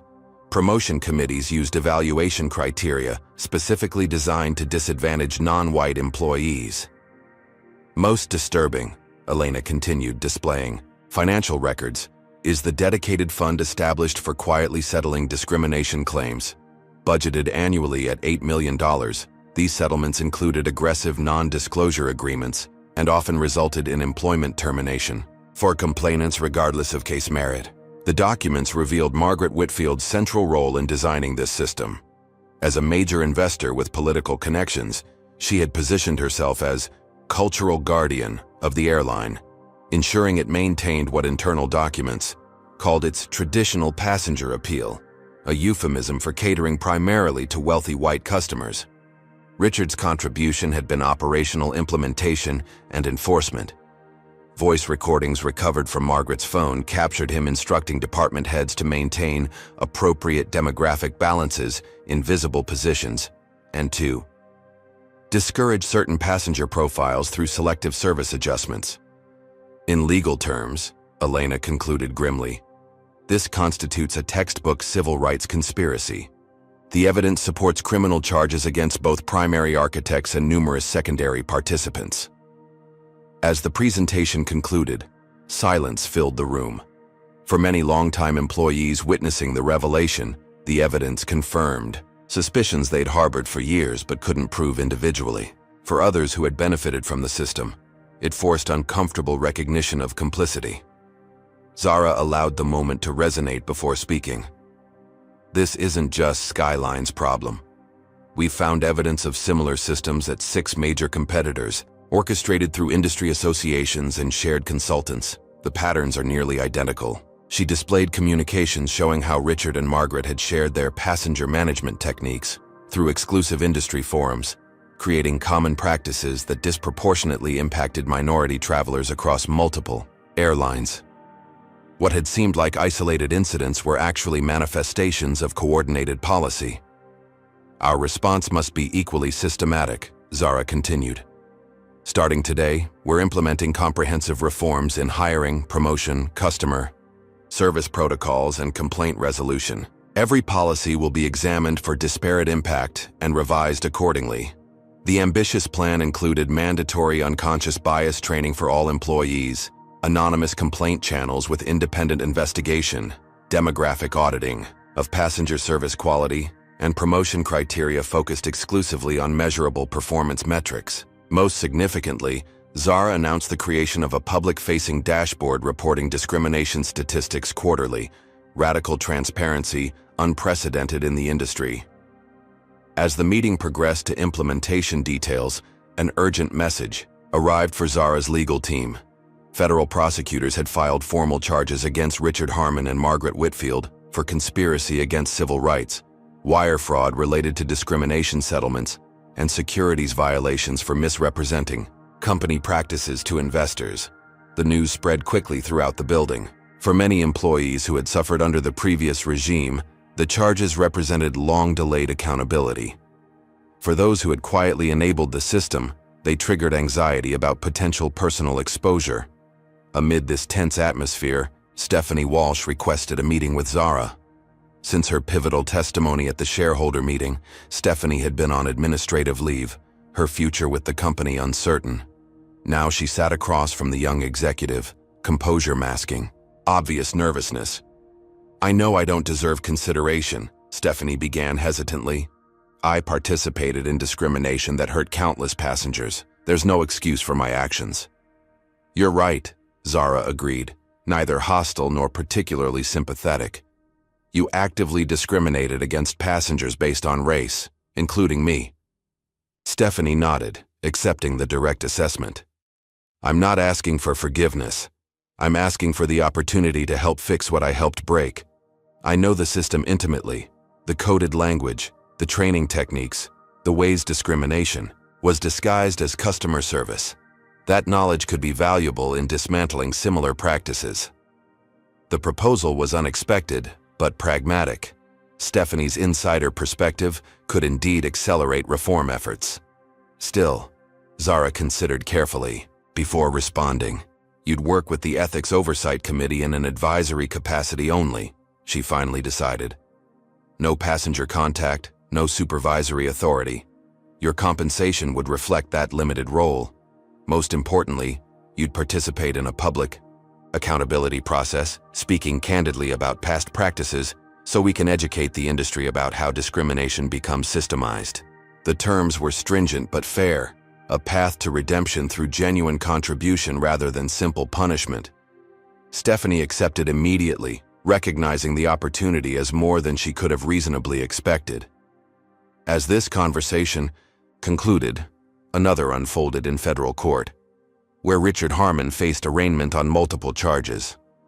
His carefully cultivated image had collapsed completely. Television cameras captured him entering the courthouse alongside Margaret Whitfield, their former aristocratic confidence replaced by visible strain. Richard had rejected initial plea deal offers, insisting on fighting the charges. His defense strategy quickly became clear through statements from his attorney. Blame Stephanie Walsh as a rogue employee, portray systematic discrimination as isolated incidents, and characterize Margaret's detailed records as misinterpreted business practices. The weakness of this approach became apparent when prosecutors revealed their witness list. Beyond Stephanie, dozens of former Skyline employees had come forward following news of the federal investigation. Each brought individual experiences that, collectively, formed an irrefutable pattern. Even more damaging, 3 of Richard's fellow executives had accepted immunity deals in exchange for testimony about how the discriminatory systems operated at leadership levels. Margaret, the pragmatist, pursued a different strategy. Through her attorneys, she initiated back-channel discussions about potential cooperation. While maintaining public solidarity with Richard, she privately explored options for minimizing her potential sentence by providing information about industry-wide practices she had helped establish. This development created fresh challenges for Zara. Federal prosecutors sought her cooperation in building cases against other airlines, using evidence from Skyline's internal investigation. While committed to industry-wide reform, she hesitated to position her company as a government informant against competitors, concerned about potential business implications. The dilemma crystallized during a strategy session with her expanded executive team, which now included several respected industry veterans alongside younger, diverse talent. Legally, we have no obligation to volunteer evidence against other airlines, noted Martin Chen, the newly appointed chief legal officer. We can focus exclusively on reforming Skyline. But ethically, countered Amara Washington, head of the newly created Passenger Advocacy Division. If we know discrimination is happening systematically elsewhere and remain silent, aren't we perpetuating the very problems we're fighting internally? The debate continued until Vivian offered a characteristically elegant solution. We create an industry consortium focused on anti-discrimination best practices. We share our reforms, metrics, and methods openly, not as accusations against competitors, but as a new standard for the entire industry. Airlines can join voluntarily or explain to the public why they won't. The approach was quintessentially Vivian, strategic pressure through positive incentives rather than direct confrontation. Zara approved it immediately, recognizing that lasting change would require transformation beyond Skyline alone. As these corporate strategies developed, the personal toll of recent events became increasingly evident in private moments. Despite her public composure, Zara struggled with the emotional aftermath of discrimination, threats, and relentless pressure.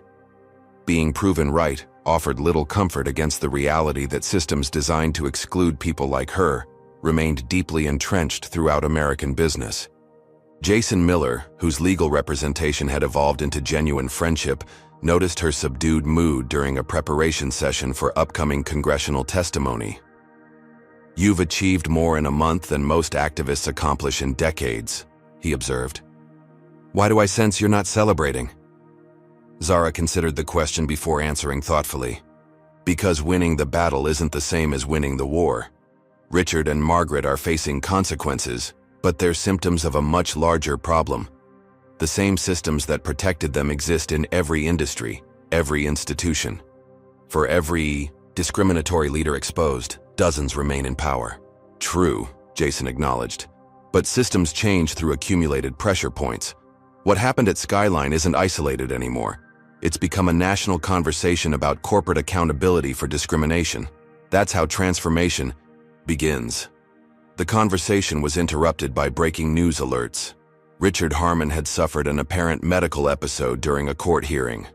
Early reports suggested a stress-induced cardiac event, serious but not life-threatening. For a man whose identity was built on projecting strength and control, the physical collapse seemed symbolically appropriate, his body manifesting the pressure his actions had created. As media coverage intensified, focusing on Richard's health rather than his alleged crimes, Zara recognized the narrative shift that often protected powerful figures. Conversations about systemic discrimination risked being replaced by sympathetic portrayals of a distinguished businessman under pressure. Taking control of the narrative, Zara scheduled a press conference focused not on Richard's situation, but on Skyline's forward-looking reforms. Standing before assembled media, she presented concrete policy changes already implemented, preliminary results showing improved employee satisfaction across demographic groups, and the company's commitment to transparent accountability. "What happened on my flight wasn't about one flight attendant or one passenger," she emphasized, steering attention back to substantive issues. "It reflected systematic policies that harmed thousands of travelers and employees. Our focus remains on transforming those systems, regardless of the status of individual legal proceedings." The disciplined messaging worked. News coverage gradually shifted from Richard's personal drama back to the broader implications of Skyline's transformation. Industry publications began examining similar practices at other airlines, often finding patterns that mirrored those exposed at Skyline. Meanwhile, shareholders who had initially feared Zara's leadership would damage the company financially received surprising news. After an initial stock price decline, Skyline shares had stabilized and begun recovering as the company's ethical reforms generated positive publicity and customer goodwill. The destruction Richard had predicted was failing to materialize. Most significant was the response from employees. As discriminatory systems were dismantled and replaced with merit-based processes, workplace satisfaction scores rose dramatically, particularly among previously marginalized groups. Operational metrics improved as employee engagement increased, challenging the cynical assumption that diversity and performance existed in opposition. These positive developments culminated in a pivotal moment when federal prosecutors called Zara to review their completed case against Richard and Margaret. The evidence had grown far beyond the original flight incident, encompassing hundreds of discriminatory actions spanning decades.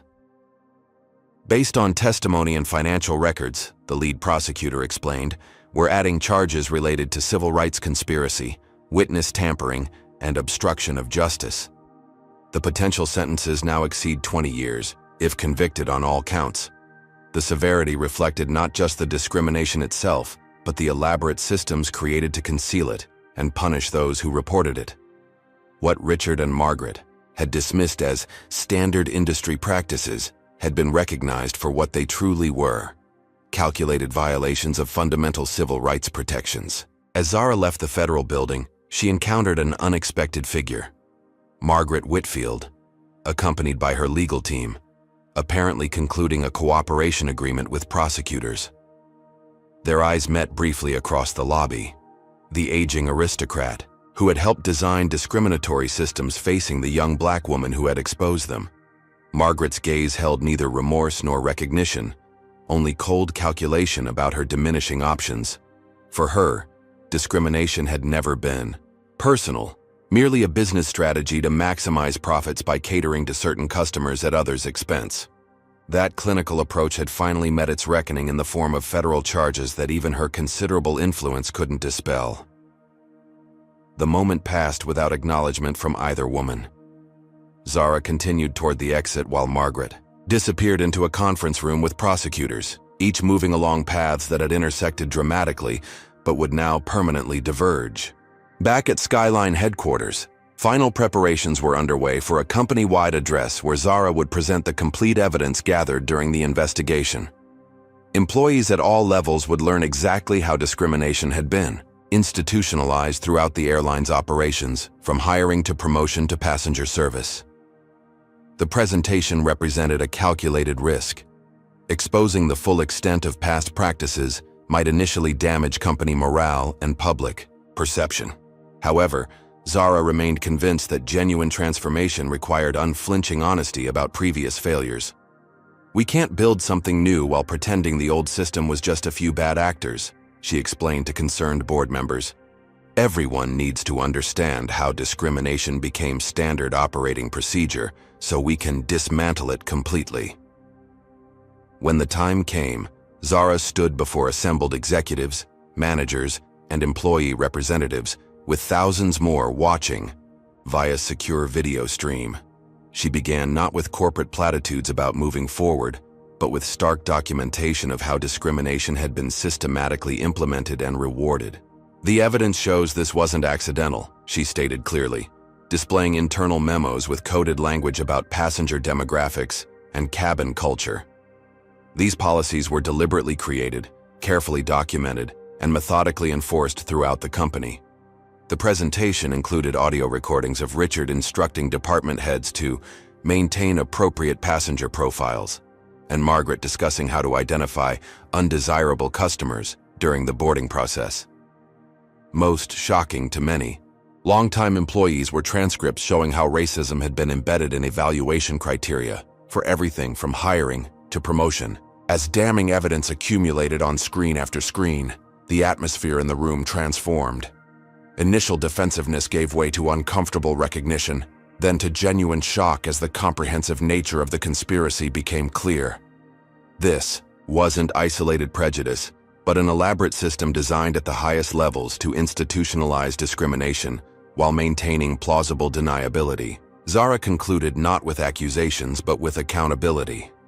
Everyone in this room either participated in these systems, benefited from them, or was harmed by them. Some of you knew and remained silent. Others suspected but lacked evidence. Many suffered consequences for challenging the status quo. We all share responsibility for ensuring these systems are dismantled permanently. The response wasn't immediate applause or obvious relief, but thoughtful silence. Exactly what Zara had hoped for. Real transformation couldn't begin with easy absolution, but with honest acknowledgement of uncomfortable truths. As Zara opened the floor for questions, the first came from Carlos Rivera, the flight attendant who had witnessed her discrimination firsthand. "After everything we've learned," he asked, visibly emotional, "how do we rebuild trust with passengers who experience discrimination under these policies? How do we make amends?" The question captured the essential challenge facing Skyline. Not just changing future policies but accounting for past harms. Zara's answer would set the tone for the company's approach to reconciliation and healing. "We start by acknowledging the specific harm done," she replied thoughtfully. "Not with generic corporate apologies, but with direct recognition of how our practices affected real people. Then we implement concrete changes that demonstrate genuine commitment to transformation. Words matter, but actions prove sincerity." The discussion continued for hours, extending well beyond the scheduled time frame, as employees gradually found courage to share experiences, ask difficult questions, and offer insights from diverse perspectives.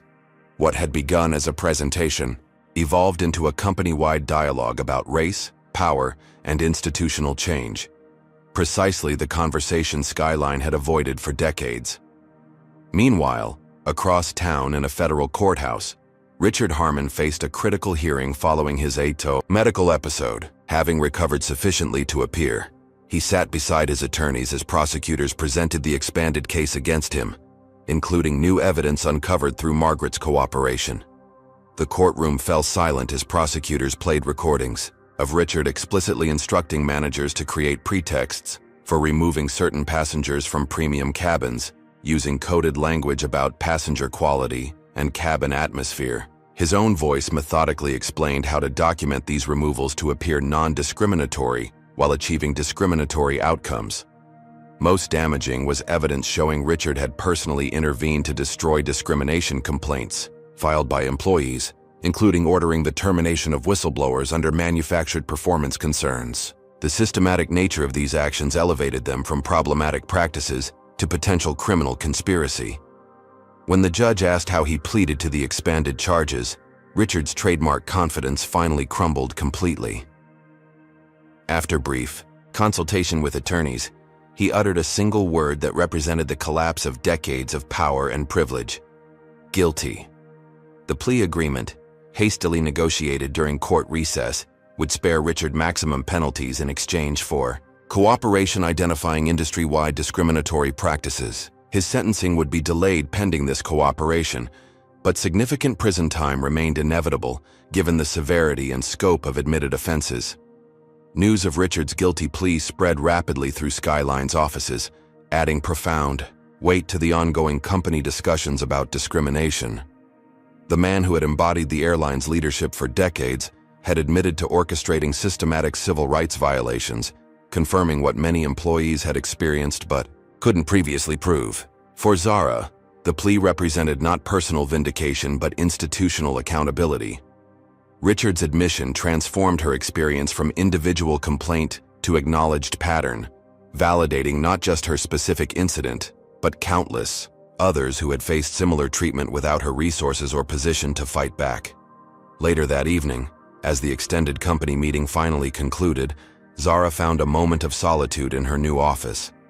The space, once Richard's domain of dark wood and masculine power symbols, had been redesigned with transparent glass walls and sustainable materials, physically representing the transparency she was implementing throughout the company. Sitting At her desk, she reviewed reports from the day's events: Richard's guilty plea, Margaret's cooperation agreement, the company-wide presentation, and preliminary feedback from employees. Together, they represented the culmination of a battle that had begun with one discriminatory incident on one flight, but had exposed corruption affecting thousands. A soft knock interrupted her reflection. Vivian entered, carrying 2 cups of tea and the wisdom of decades navigating corporate America as a Black woman in leadership. "You've accomplished something remarkable," Vivian noted, taking a seat across from Zara. "Not just exposing what happened, but creating space for genuine transformation." "It doesn't feel finished," Zara admitted. "Richard pleading guilty, the company acknowledging discrimination. These are just first steps. The systems that protected him exist throughout business, government, education. How do we address something so embedded in American institutions?" Vivian considered this fundamental question before responding. "One company at a time, one policy at a time, one conversation at a time. Systems of inequality weren't built in a day, and they won't be dismantled in one either. But what you've done at Skyline creates a template others can follow." As they discussed next steps, Zara's phone chimed with breaking news alerts. Federal authorities, building on evidence uncovered at Skyline, had opened formal investigations into 3 additional major airlines for similar discriminatory practices. The systemic problems Zara had exposed were receiving unprecedented scrutiny across the industry. The conspiracy Richard and Margaret had nurtured for decades, spanning corporate boardrooms, regulatory agencies, and political connections, was unraveling completely. What began with one Black teenager refusing to surrender her rightful seat had catalyzed a reckoning extending far beyond one airline. Tomorrow would bring congressional testimony, implementation of new policies, and the continuing challenge of transforming corporate culture. But tonight, Zara allowed herself a moment to recognize what had been accomplished and what it meant not just for Skyline, but for every passenger and employee who had ever faced discrimination disguised as standard practice. The systems wouldn't change overnight, but they would change. That certainty sustained her as she prepared for the battles still to come. 1 month after Richard Harmon's guilty plea, Skyline Airlines hosted an unprecedented event in its corporate headquarters.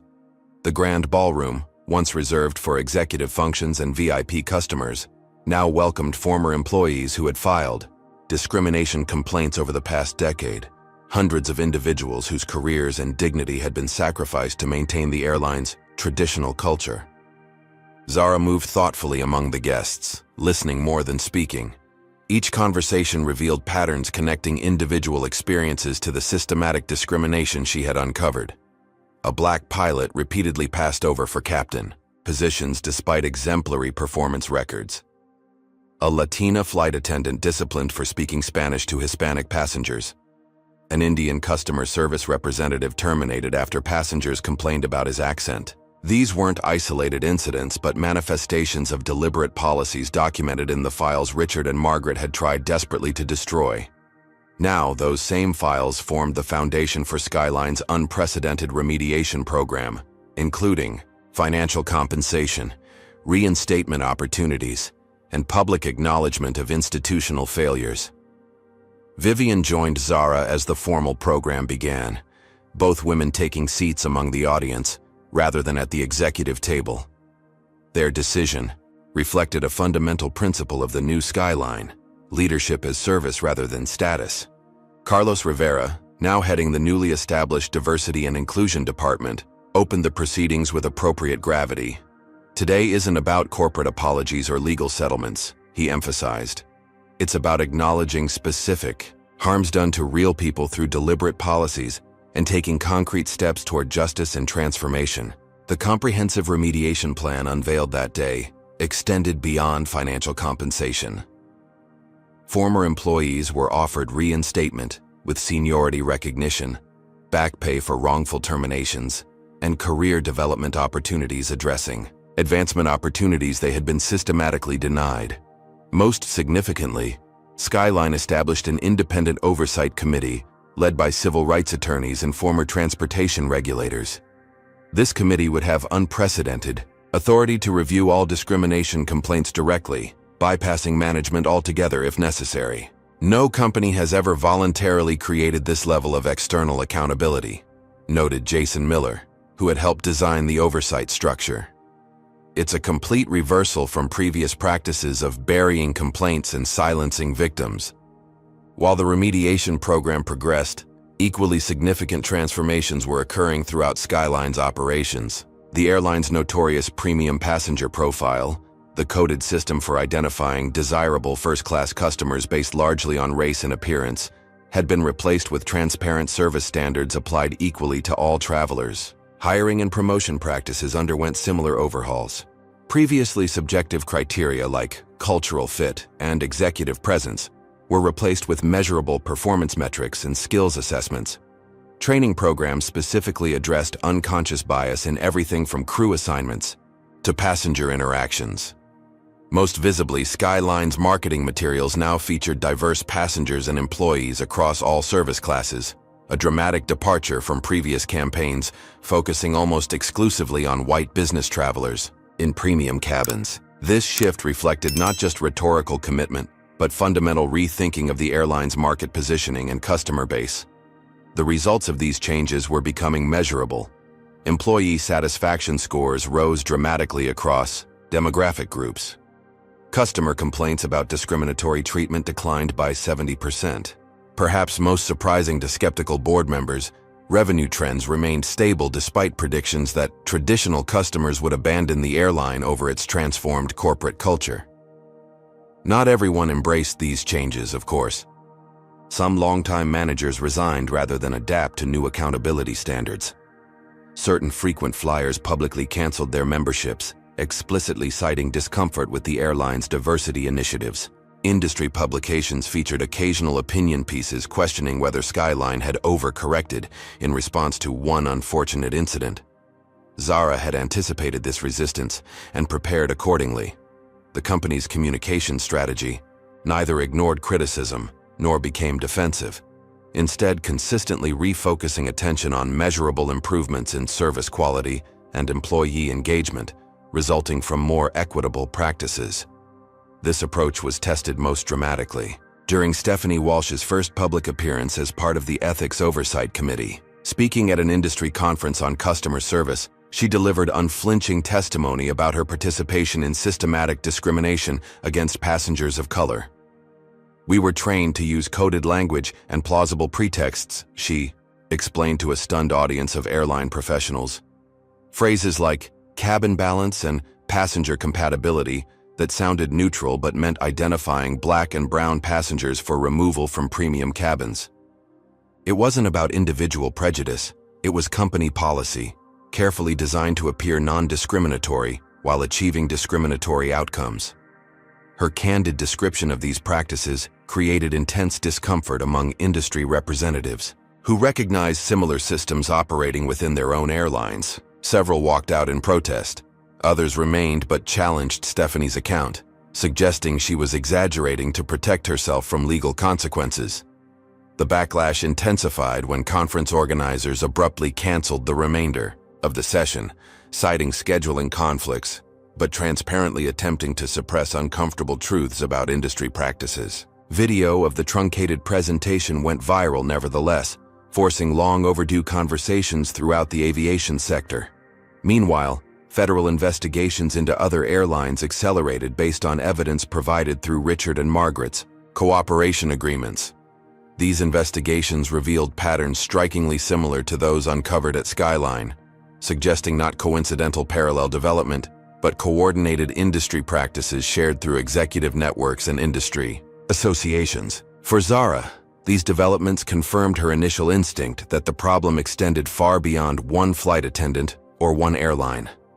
Discrimination had become industrialized, standardized, systematized, and integrated into routine operations, so thoroughly that many participants didn't even recognize it as discrimination rather than normal business practice.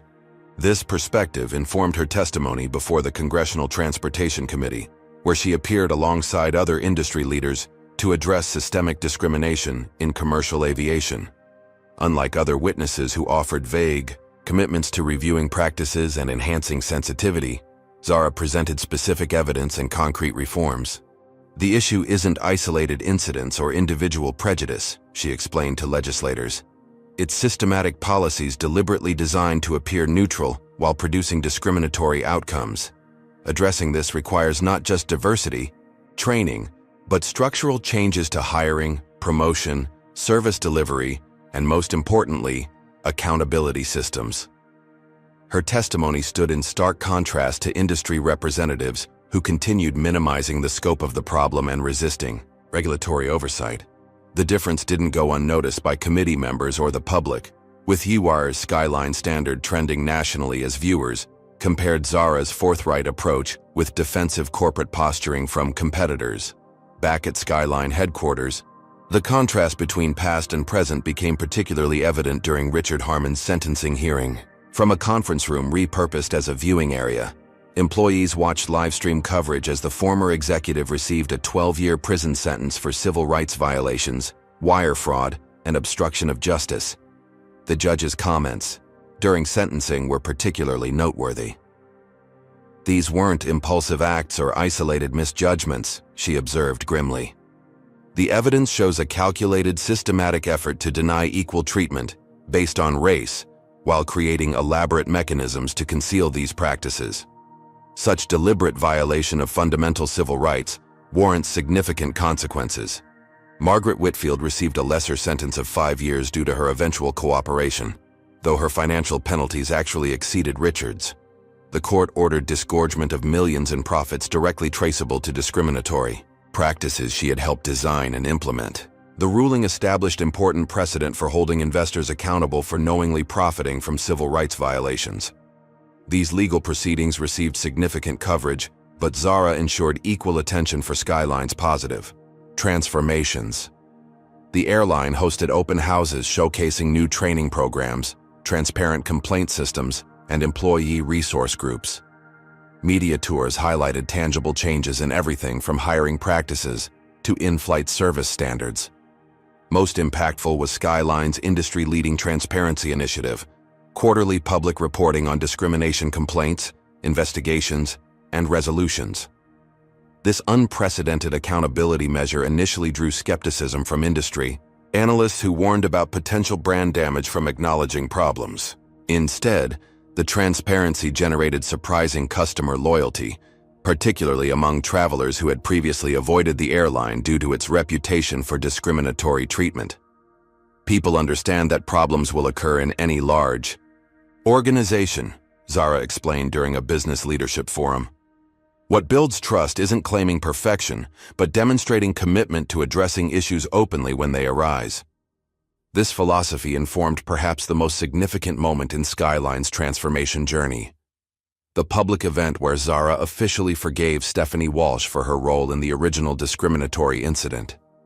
The carefully structured conversation, broadcast live through company channels, addressed accountability without vengeance, responsibility without shame. What happened on that flight reflected systems larger than any individual, Zara acknowledged, sitting across from Stephanie before assembled employees and media. Those systems were designed at the highest levels of the company, implemented through training and incentives, and reinforced through rewards and punishments. Acknowledging that context doesn't eliminate personal responsibility, but places it in proper perspective. Stephanie's response demonstrated the genuine evolution in her understanding. "I could say I was just following directions, but that would be a cop-out," she stated frankly. "I had choices, even within a flawed system. I chose compliance over conscience repeatedly, not just on that flight but throughout my career. Taking responsibility means acknowledging those choices and working to repair the harm they caused." The exchange modeled nuanced approach to accountability that recognized both systemic pressures and individual agency, a stark contrast to the binary narratives of complete innocence or total villainy that dominated public discourse about discrimination. The resulting conversation throughout Skyline and beyond created space for genuine reflection rather than defensive posturing. This approach characterized all aspects of Skyline's transformation under Zara's leadership. Rather than performative, diversity initiatives or superficial inclusion messaging, The airline implemented substantive structural changes addressing root causes of discrimination. Rather than quick fixes or symbolic gestures, they committed to ongoing evaluation and adaptation based on measurable outcomes. 6 months after the confrontation that had sparked this transformation, Skyline hosted a formal reopening ceremony for its completely redesigned corporate headquarters. The architecture itself reflected new values: transparent glass replacing imposing walls, collaborative workspaces instead of hierarchical offices, inclusive design features ensuring accessibility for employees and visitors with disabilities. The event marked both celebration of progress and commitment to continuing evolution. Employees from all levels and departments participated equally, reflecting the flattened organizational structure that had replaced rigid hierarchies. Community representatives and civil rights organizations, once excluded from corporate functions, now participated as valued partners. Zara addressed the assembled crowd with characteristic directness, acknowledging both achievements and challenges ahead. Transformation isn't a destination, but a continuing process, she emphasized. We've dismantled discriminatory systems and created more equitable alternatives, but maintaining these changes requires ongoing vigilance and adaptation. She specifically acknowledged the unique circumstances that had enabled rapid change at Skyline, her ownership position providing authority that most discrimination victims lacked. Most people facing systemic discrimination don't own 51% of the company discriminating against them, she noted with subtle humor that drew knowing laughter. Our responsibility extends beyond our own operations to advocating for accountability throughout business and society.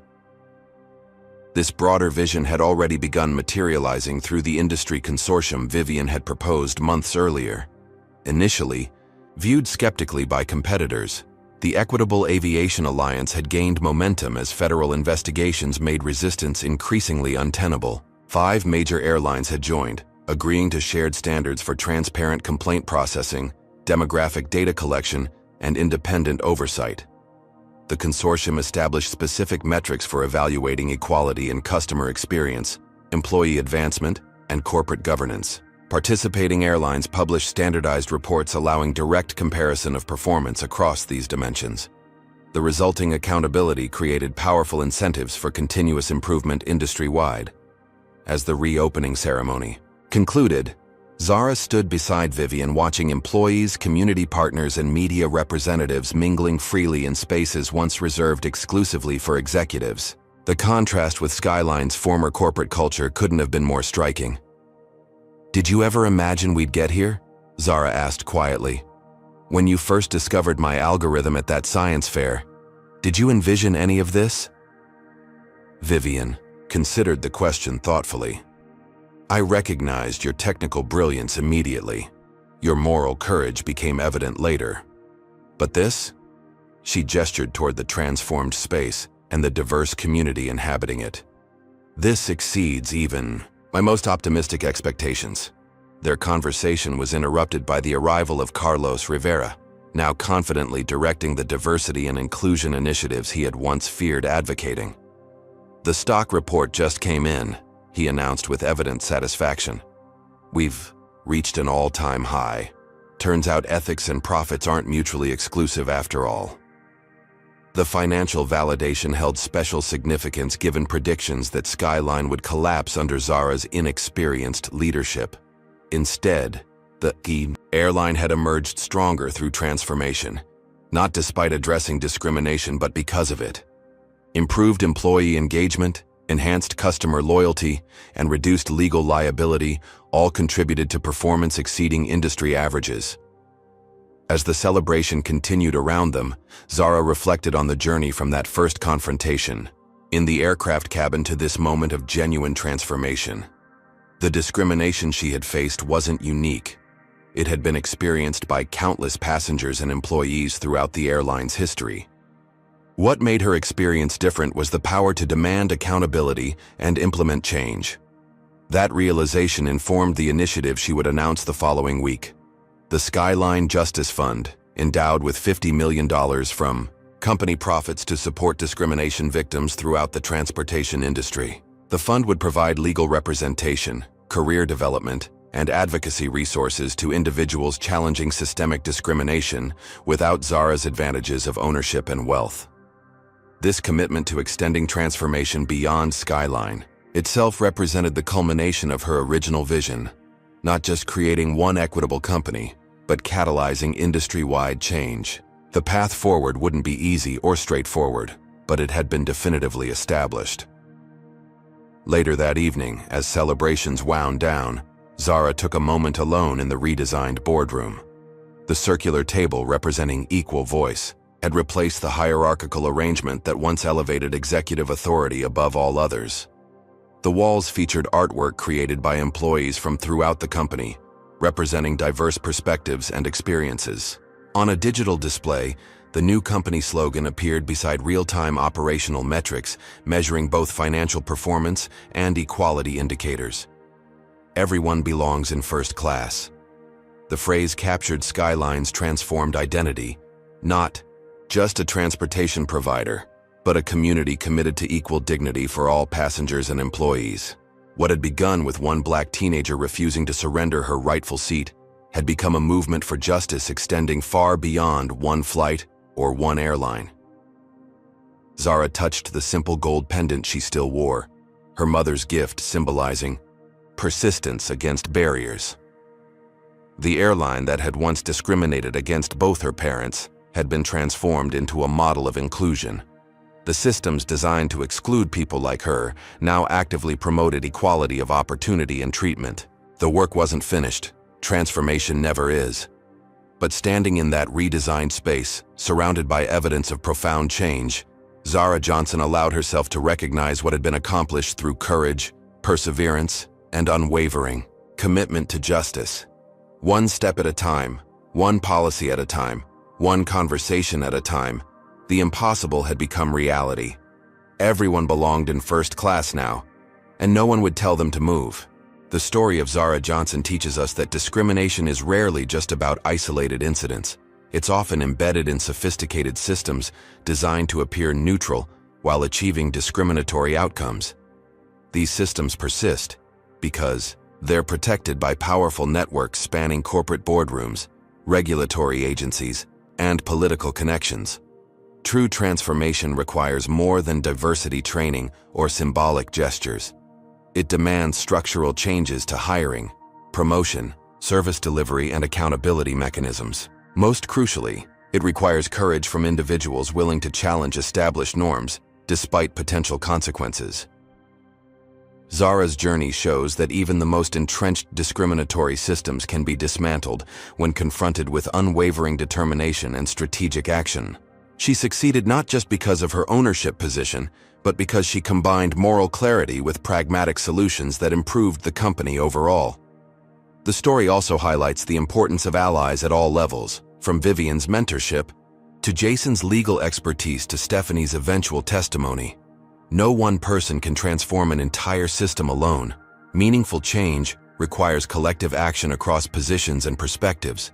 Perhaps most importantly, Zara demonstrates that addressing discrimination isn't just morally right but also good business. Skyline emerged stronger by replacing discriminatory practices with equitable alternatives, proving that ethics and profitability can reinforce rather than contradict each other. Have you ever witnessed discrimination and wondered what you could do about it? Has this story inspired you to speak up when you see injustice happening around you? We'd love to hear your thoughts in the comments below. If you've ever been in Zara's position, facing discrimination and having to decide whether to challenge it, share your experience. What gave you the courage to stand up? Comment, courage, if you believe speaking truth to power makes a difference. And if you've been moved by this story of transformation and justice, please subscribe to our channel for more powerful narratives that shine a light on important social issues. Your support helps us continue sharing stories that make a difference. Thank you for joining us on this journey through Zara's powerful story. Remember, creating change begins with refusing to accept injustice, even when, especially when, the systems seem too powerful to challenge.